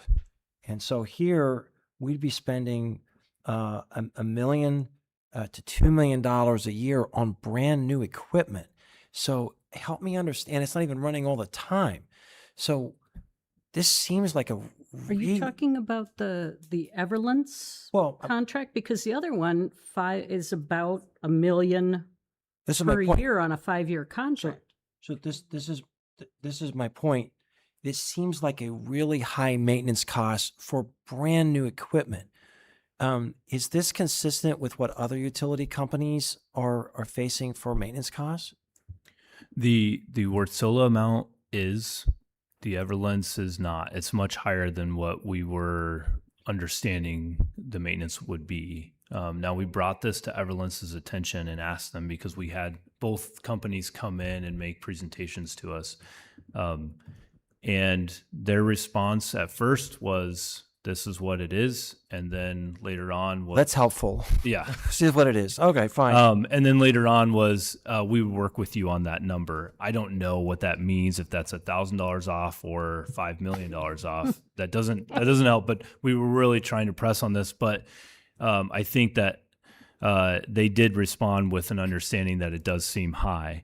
Now, to give a kind of some relativity here, I think our annual budget at the power plant now is around $14 million annually. That's with all labor for maintenance and operation. So I would say if you took a third of that away for operation, then that would be mainly around our maintenance for our current power plant. And so the numbers that we're seeing with Wärtsilä is relatively low compared to what we are paying currently. So part of this is, these engines have a lot more moving parts than the power boilers that we operate currently, and so there's a lot of components. But it's really hard to compare apples with apples. We have 50-year-old equipment over there, and if that's the data for maintenance costs in the first 5 years, what's it gonna be like in 15, 20 years? I assume it's going to be higher. Short of inflation, we're hoping it's about the same because we'll be doing so well to keep up with it. Other than the crankshaft and the engine block, all components are continuing to be replaced or maintained. So there is an element of these engines that you're able to get at all components in a much easier way as far as replacement and performing maintenance than what we have now. So I don't want to put too much weight on the sticker shock I have. I just want to know that our projected maintenance costs are consistent with other facilities. It's not raising any red flags with you. Maybe this is just sticker shock with me. The Wärtsilä is not. Everlance is. When we look at the Everlance number, we were believing that was high too. And part of the 5-year maintenance, I mean, that includes all the materials, and oftentimes some of these companies maybe are looking at an entity not like a utility that has staff. Sometimes a lot of these numbers are representing, they can't do much of their own maintenance. We're going to do everything for them. We need to sit down. I don't know if you spent a lot of time going through the 5-year maintenance contract. But that's one of the things that before we'd sign the maintenance contract, we'd make sure that they're providing the services and the materials that we need. Yeah. Okay, So great. Thanks for your help with on that. that point, ultimately, with the approval of the purchase of the engines, we're not going to be asking the council to approve the maintenance agreement, the long-term service agreement at the same time. That would be something that we will handle separately as we get closer to delivery and operation. But you sort of are. I mean, if we go to prom with It- Zilla, It's a data point that we had through the evaluation process, and we wanted to share it with the council. But you're not going to be asked to make that decision. He's just saying that a if you week from choose now. Wartsilla, Yeah, you're in that I realm get for it. maintenance it. versus. Yeah. One component that we are using this data for is to understand the expected overall maintenance. It's a good cue for us to understand what's expected. But yeah, it's what Don is saying. We expect our staff to become more and more educated on these engines, and so that we'll be able to do more and more of the maintenance of ourselves. okay, thank you for your help with that. Before we go to the next slide as well, I do want to continue. I want to bring up that heat rate as well. That these engines, they do have a good amount of maintenance, like what Brian was saying, as far as the moving parts and things. The heat rate that we have now on our power plant is high 11,000s. So it's about 11,600 BTUs per kilowatt. These will provide around, but depending on Wartsilla or Everland's, anywhere between 7,100 and 7,700. And so there's quite a bit of an efficiency gain as far as fuel usage overall. Smaller the number, the better. One other piece to the differences between the two, and this was spoke to a little bit before, but Wartsilla has installed, I think, almost around 40 of these type of large bore engines throughout North America, and they're currently in operation. Not all of them are dual fuel. I think about there's less than 10 of them that are dual fuel. Those are coming on a lot more, but most of them are just natural gas. But I would say they have a large involvement within North America as far as already have installed a number of different plants. Everland's currently only has one operational plant in North America, in Florida, that we went down and saw, and that came in operation last fall. And so Wartsilla definitely has a lot more experience in North America than Everland's does currently. From a Wartsilla standpoint, and staff has been to some of these several times, there's 3 units that look very similar to, or the plant looks similar to what we're looking at in Creston, Iowa. There's 9 in Omaha. Nebraska Public Power has put these in. Rochester, Minnesota has put these in. To the case of the Everlance, Cedar Falls is actually looking at, or is going with the Everlance units for their municipal electric utility, but they have not started building that yet, so we couldn't go over and look at anything. Definitely, especially from a Wartsilla standpoint, there are a lot in the Midwest, and the report talks about a dozen different, I think even Alliant Energy has put in Wartsillas, so they're familiar with the northern climate too. Next slide. Okay. One other component that we wanted to compare is the emissions. So both Wartsilla and Everland's offer packages that are very similar. So just to help you understand what this number is, and so we looked at nitric oxides, which is a regulated emission on our current units, as well as what will be on these units. Nitric oxides, and then methane, and then CO2. So those 3 major pieces for CO2 gas contributors. And so what we did is there are equivalents that EPA provides that you can say so many pounds of nitric oxide equals this many pounds of CO2. And the same thing with methane, as well as obviously CO2. And so we added all those up into a CO2 equivalent, and then we divided it out by how much energy it would produce, kilowatts. And so you have a pounds per kilowatt hour of CO2 equivalent that will be expected to be produced. And these are guaranteed values from the vendors. And so you will see that both of them are very similar, Wärtsilä and Everland's, but then you'll see that we will be dropping significantly on the amount of emissions that we produce, given a similar amount of power when compared to our current units. Yep. And Unit 7 and Unit 8 are the two current units. I know you know that, but just in case anybody's watching. Sorry. Next slide, please. So describing that process of the RFP, we had a number of staff independently look at the proposals, go through that matrix, determine the findings of the performance values, as well as all other items that we have for determining who would be better suited for us. And this is the total points that came out when comparing both of them. So obviously Wärtsilä had 260 points versus Everland's had 203. And so given these final scores, staff is recommending that next council meeting on July 28th, that the award go to Wärtsilä North America. And then speaking with Sergeant Lundy, our engineer, they also have indicated to us that they will be recommending going with with Wärtsilä, and will issue a letter of recommendation actually tomorrow.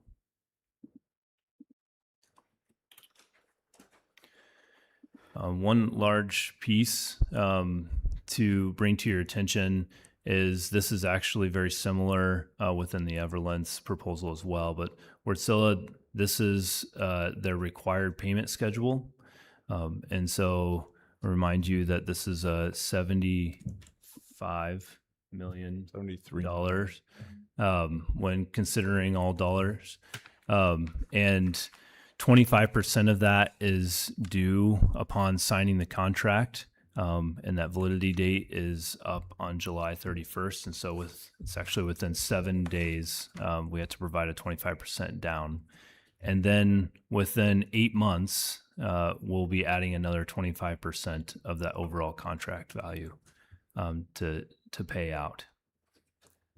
Now, there was conversation about this as far as having that large dollar amount paid down up front, and we don't have anything delivered to site, and the security that we would receive as a city. We worked to negotiate this. This was they were unwilling to move. Wärtsilä was, and this is a pretty standard payment schedule that they have with all of their customers. They do have to purchase major auxiliary equipment and start building, but the lead time is very long.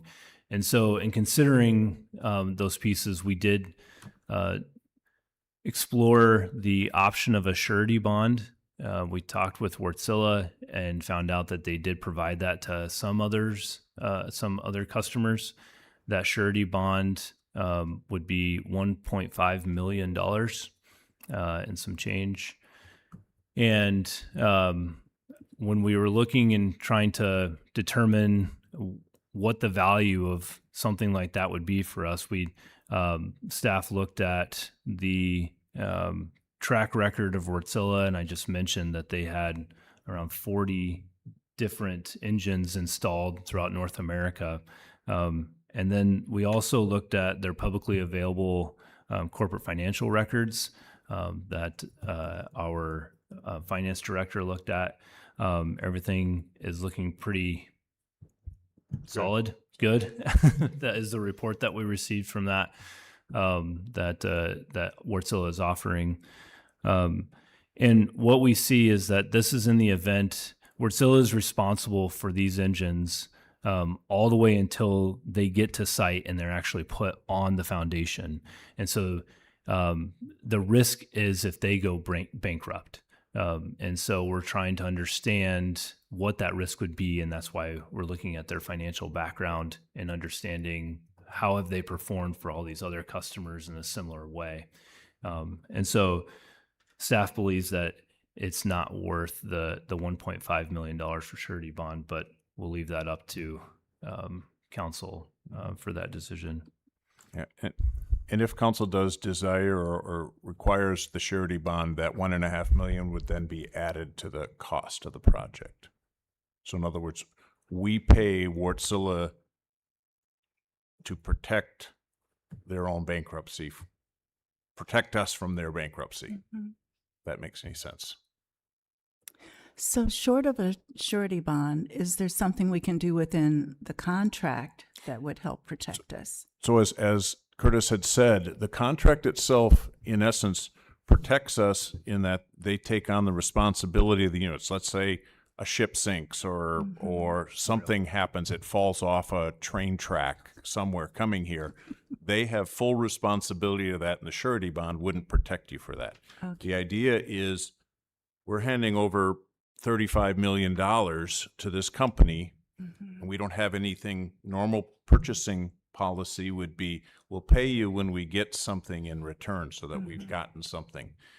Wartsila does not operate that way. So we're going to be giving them $35 million and have nothing, not even the pen, whatever, until it comes here. So it's again, Curtis said it protects us from the bankruptcy of the company. So if the company literally went bankrupt and said, I'm not going to give you your engines, our recourse then would only be to sue them like any other company.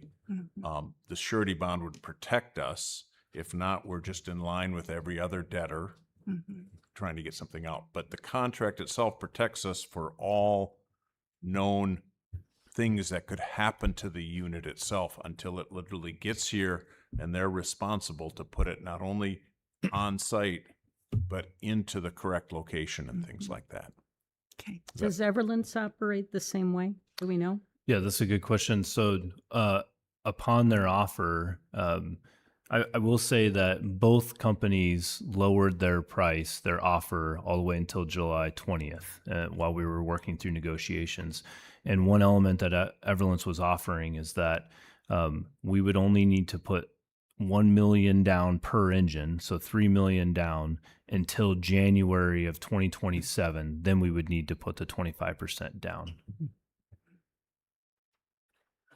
So the bond piece is new for us. So we are used to performance bonds for contractors. So this is unlike anything we've dealt with.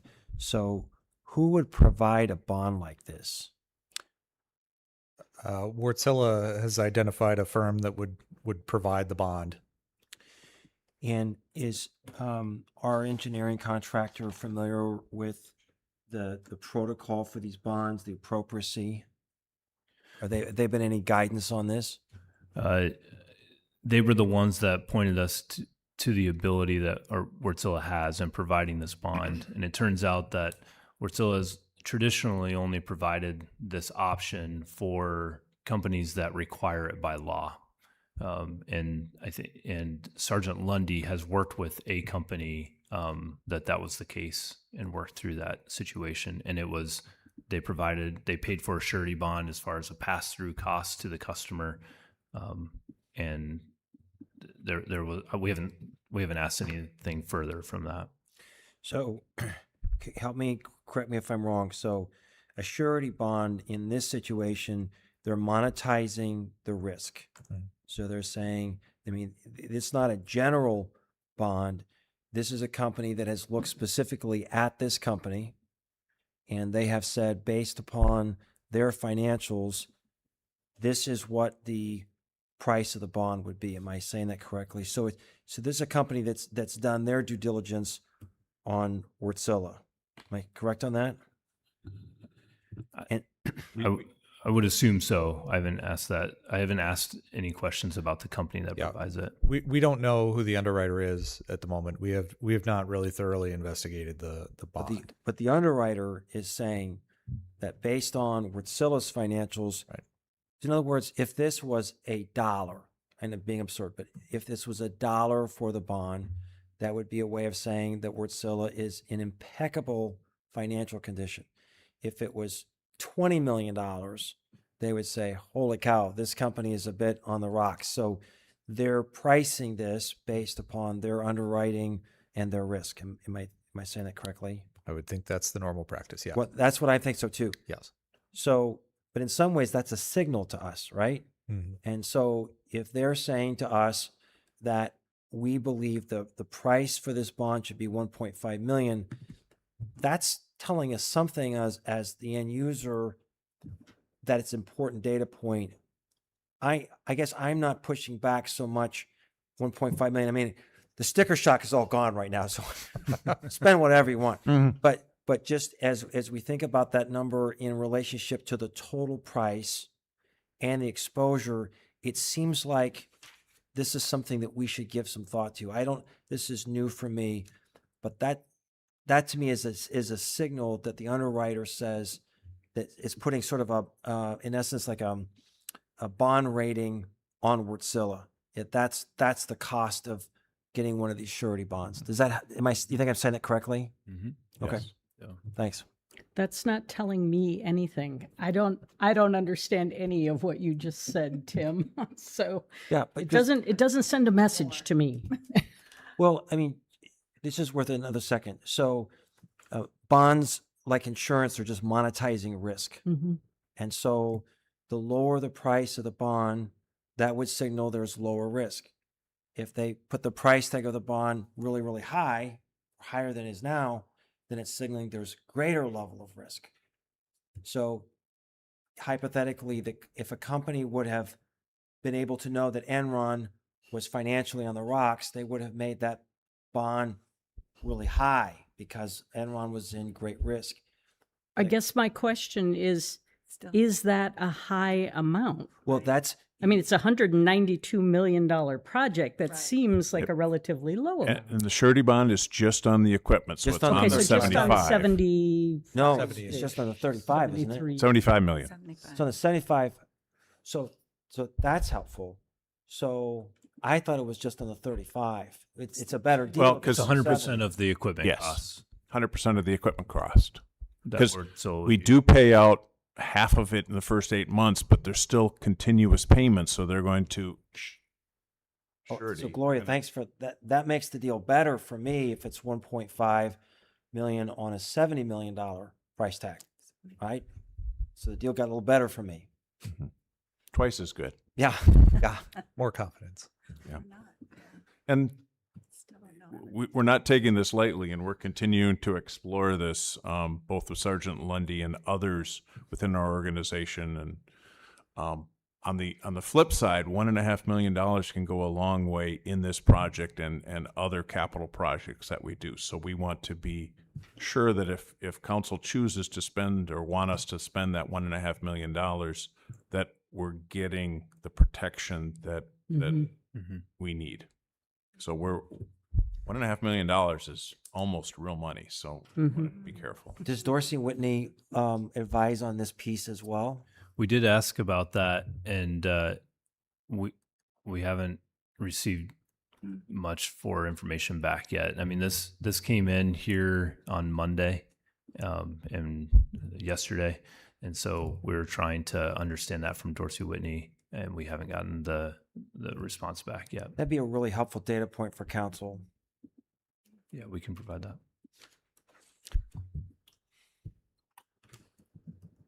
So as far as the overall project estimate, considering the cost of the GSU, the transformer, as well as the reciprocating engine from Wärtsilä and what they're providing, since staff is recommending going that route, considering the contract costs as well as the taxes and the tariffs I spoke about, the total dollar amount is $75.8 million for all of the RICE equipment. And so that is almost $2.5 million over what was estimated for the project. However, the GSU, when you consider what I said, the contingency and other items that were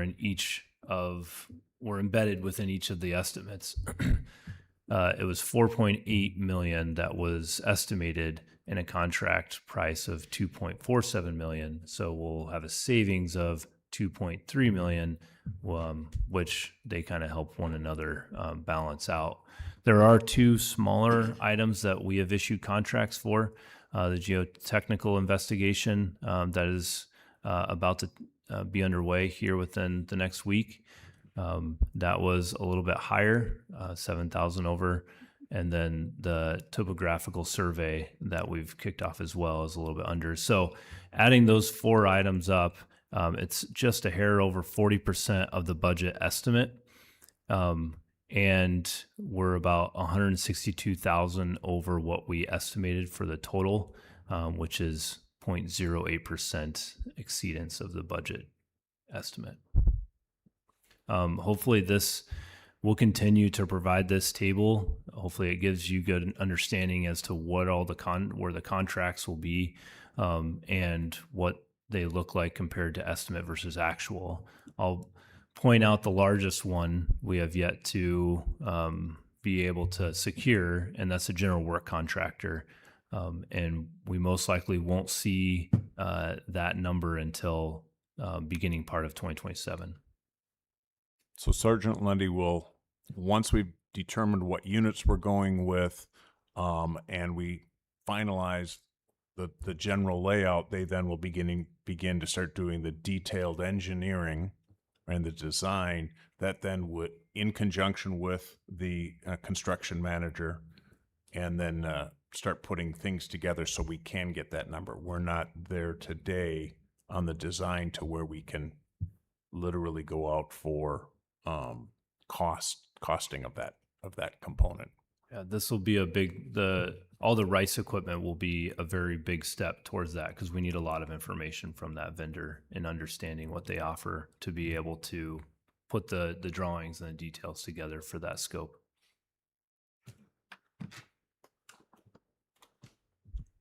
So in looking at the next steps, tonight again, thank you, Tim, for kind of asking the clarifying question. We should have started that, the presentation with that. But we're coming to council next week, asking them to approve a transformer contract to order the transformer for Calhoun Sales. It's a General Electric transformer. And then we'll also be coming with a council action form asking for approval of a contract with Wartsila for 3 RICE units into the tune of $75 million and change.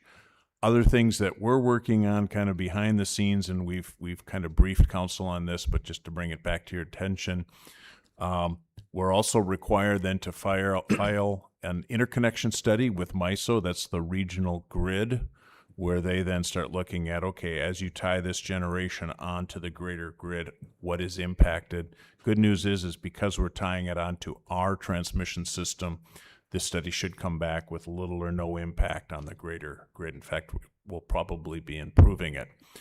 We need to finalize that general arrangement. That's the layout of what the building is going to look like, so that Sergeant Lundy together with staff can then start saying, okay, this is what the wall will be looking like. Here's how we'll lay out the equipment.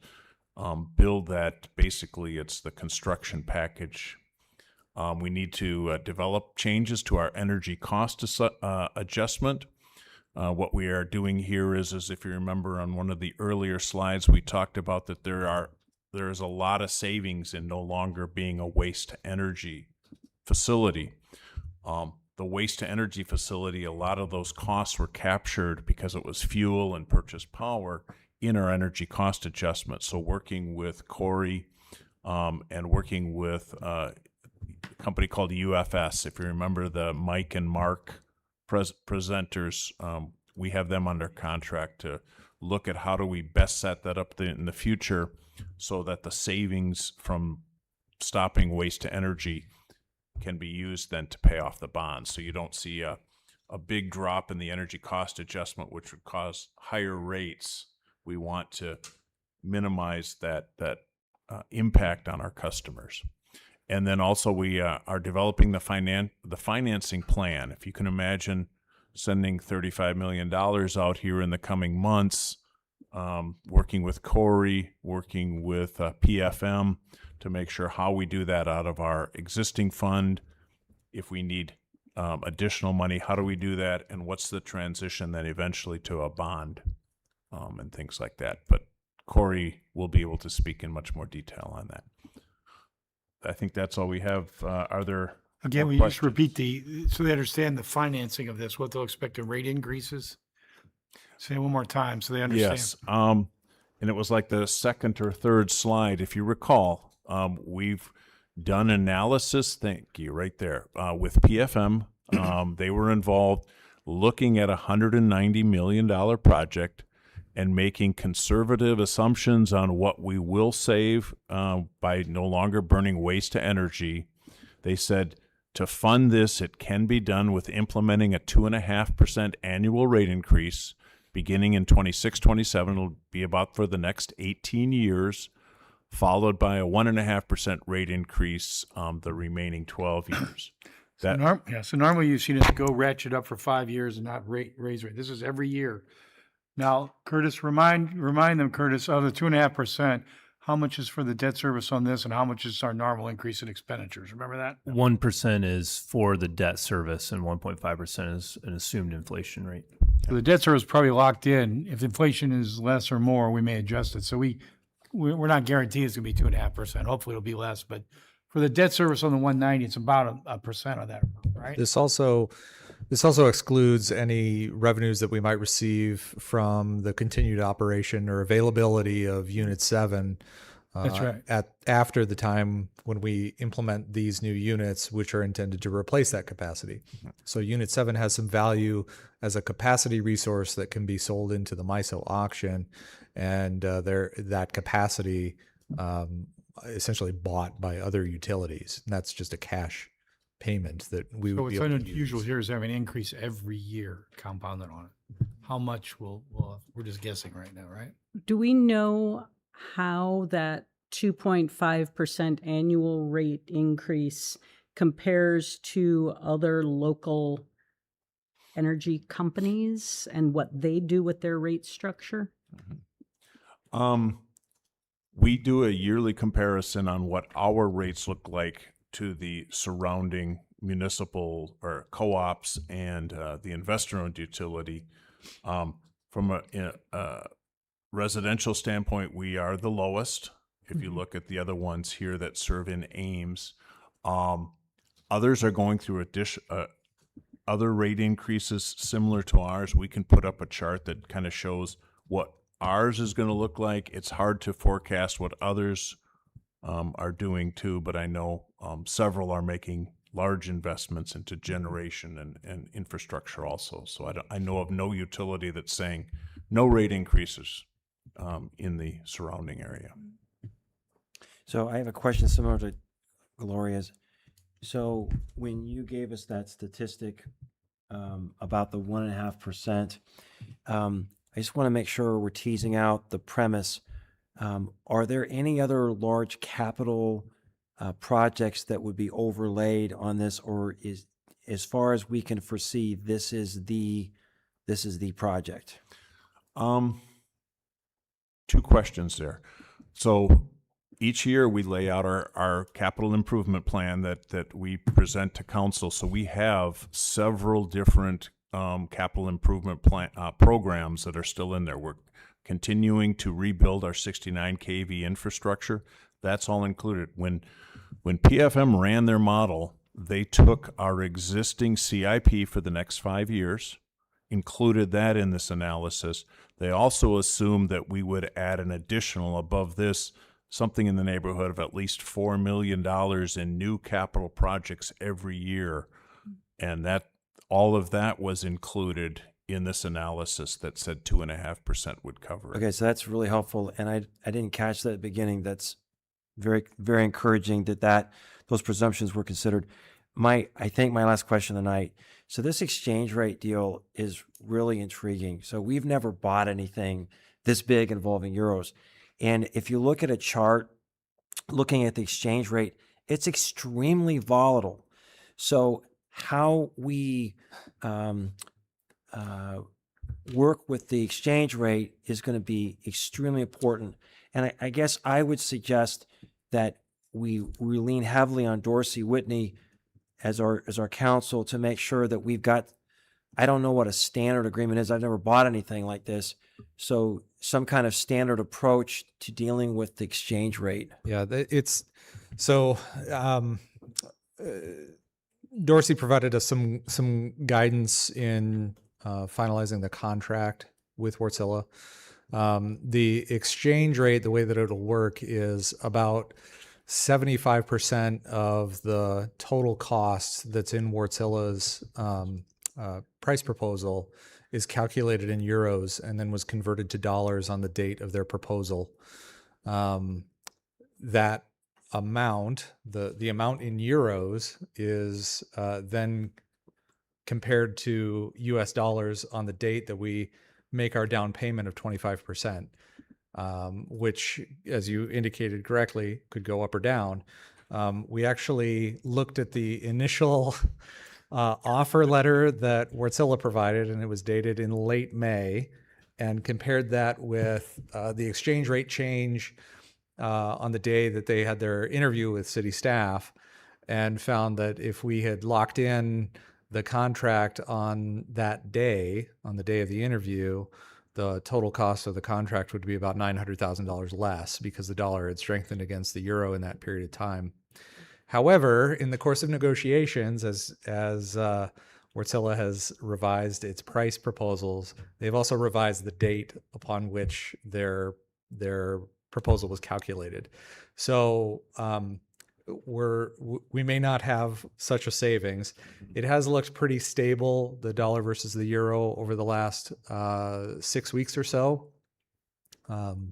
So essentially, once we sign the contract, we have, I think, 5 days to pick a date, or 7 days rather, to pick a date and make the payment. It's kind of like locking in your interest rate on your mortgage. Right. And so we will pick a date, and that will be what it is. And It just seems like there should be a way, and I want to be fair to them as well. Yeah. That there would be some kind of range. So we say, this is what it is, but if there's any variation of a certain percentage, then it's sort of protection for both sides. I don't know how to do that. And what they did say is so once we sign the contract and make that first payment, that locks the exchange rate, and it's currently $1 to 1.14 euro.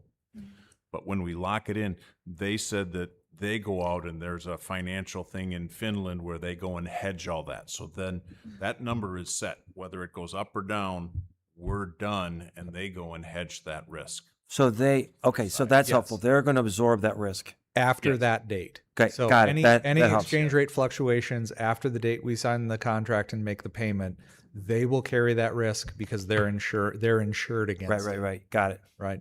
That's So helpful. that helps them. That helps us in the event that the dollar weakens. Right. Okay. One thing I want to mention is, Don and in particular Curtis have done tremendous work on researching the companies, evaluating different technologies and the different approaches, working with Sargent and Lundy, visiting different sites. Curtis has worked through a lot of contractual details and has worked through his relationships with the two suppliers and deserves a lot of kudos for that. Sargent and Lundy has indicated that Wärtsilä and Everlens don't usually make modifications to their pricing proposals and negotiate, and they are in this instance to result in the contract that we're going to be putting in front of you. And so they have done terrific work, and they also have a great team: Chris Evans, Sam Fike from the power plant, Justin Music, the plant manager. They're all involved in evaluating this project and helping get it across the finish line. So I just want to commend them for their work in the project. Thank you. And they're going to have their work cut out for them for the next 5 years. That's all we have. Are there any other questions? Not, we will see you on the 28th. Did you want to see if Amber has any? Yeah, Amber, did you have any questions? No, this has been very informative. Thank you. Okay. And I have just a quick one on the generator, which I know compared to Rice is small, but we didn't hear anything about a maintenance contract with them. We talked quite a bit about the one with Rice. There is one that So will for a be- transformer, no. No. You basically buy You it. buy it, and then when it's done, it's done. Yep, Okay. it'll have a warranty, Okay, but there's not a lot of moving parts on a transformer technically. And So we would do all the maintenance ourselves. Okay. We're very used to that. all right, so no need for that. All right. Any other? Thank you. thank you for your time tonight. Thanks so much. Okay, council comments, I think, are what are next. Yep, council comments. So anything, we'll start at this end. Sorry, Gloria. I will make another pitch for the Rummage Rampage, which is starting with drop-offs on Friday, the 24th at the Intermodal Facility at 129 Hayward Avenue. And it will be continuing until the first Saturday in August, which will be the last day of the event. And bring your items down if you want to get rid of them, or stop by and buy, and to support our local nonprofits. Okay, thank you. Rachel, anything? Nothing tonight? Okay, Amber, I'm going to go to you. Anything tonight? No, thank you. Okay, thanks. Tim, anything? Just want to acknowledge the amazing work of our staff. We've had some pretty significant storms. We had staff repairing broken water lines. We had crews out working through the night last night to restore power. And these are the people sort of behind the scenes, the unsung heroes that we get to sleep at night and then they get to work. So we appreciate the work. And I want to echo Brian's sentiments. We have had just several amazingly big projects that we had the expertise and our staff to be able to work with. And that's just amazing for a town our size to muster this. And so in a number of projects, I've just been amazed. So Brian, thanks very much for calling out the hard work, the savings to our community, and just having that in-house that we're not farming out. So I just really appreciate the way you've rolled up your sleeves for the betterment of our community. So thanks for that. Proud of you. Yep. Yep, I would echo that as well. Just amazing work and helping us to understand what we need to be paying attention to and how to pay attention to that so that we can continue to make good decisions for the city. So thank you all. All right, we'll entertain a motion to adjourn. Move adjourn. Second. Okay. Moved and seconded. All those in favor can indicate by aye. Aye. Okay. All right. Opposed? All right. We're adjourned.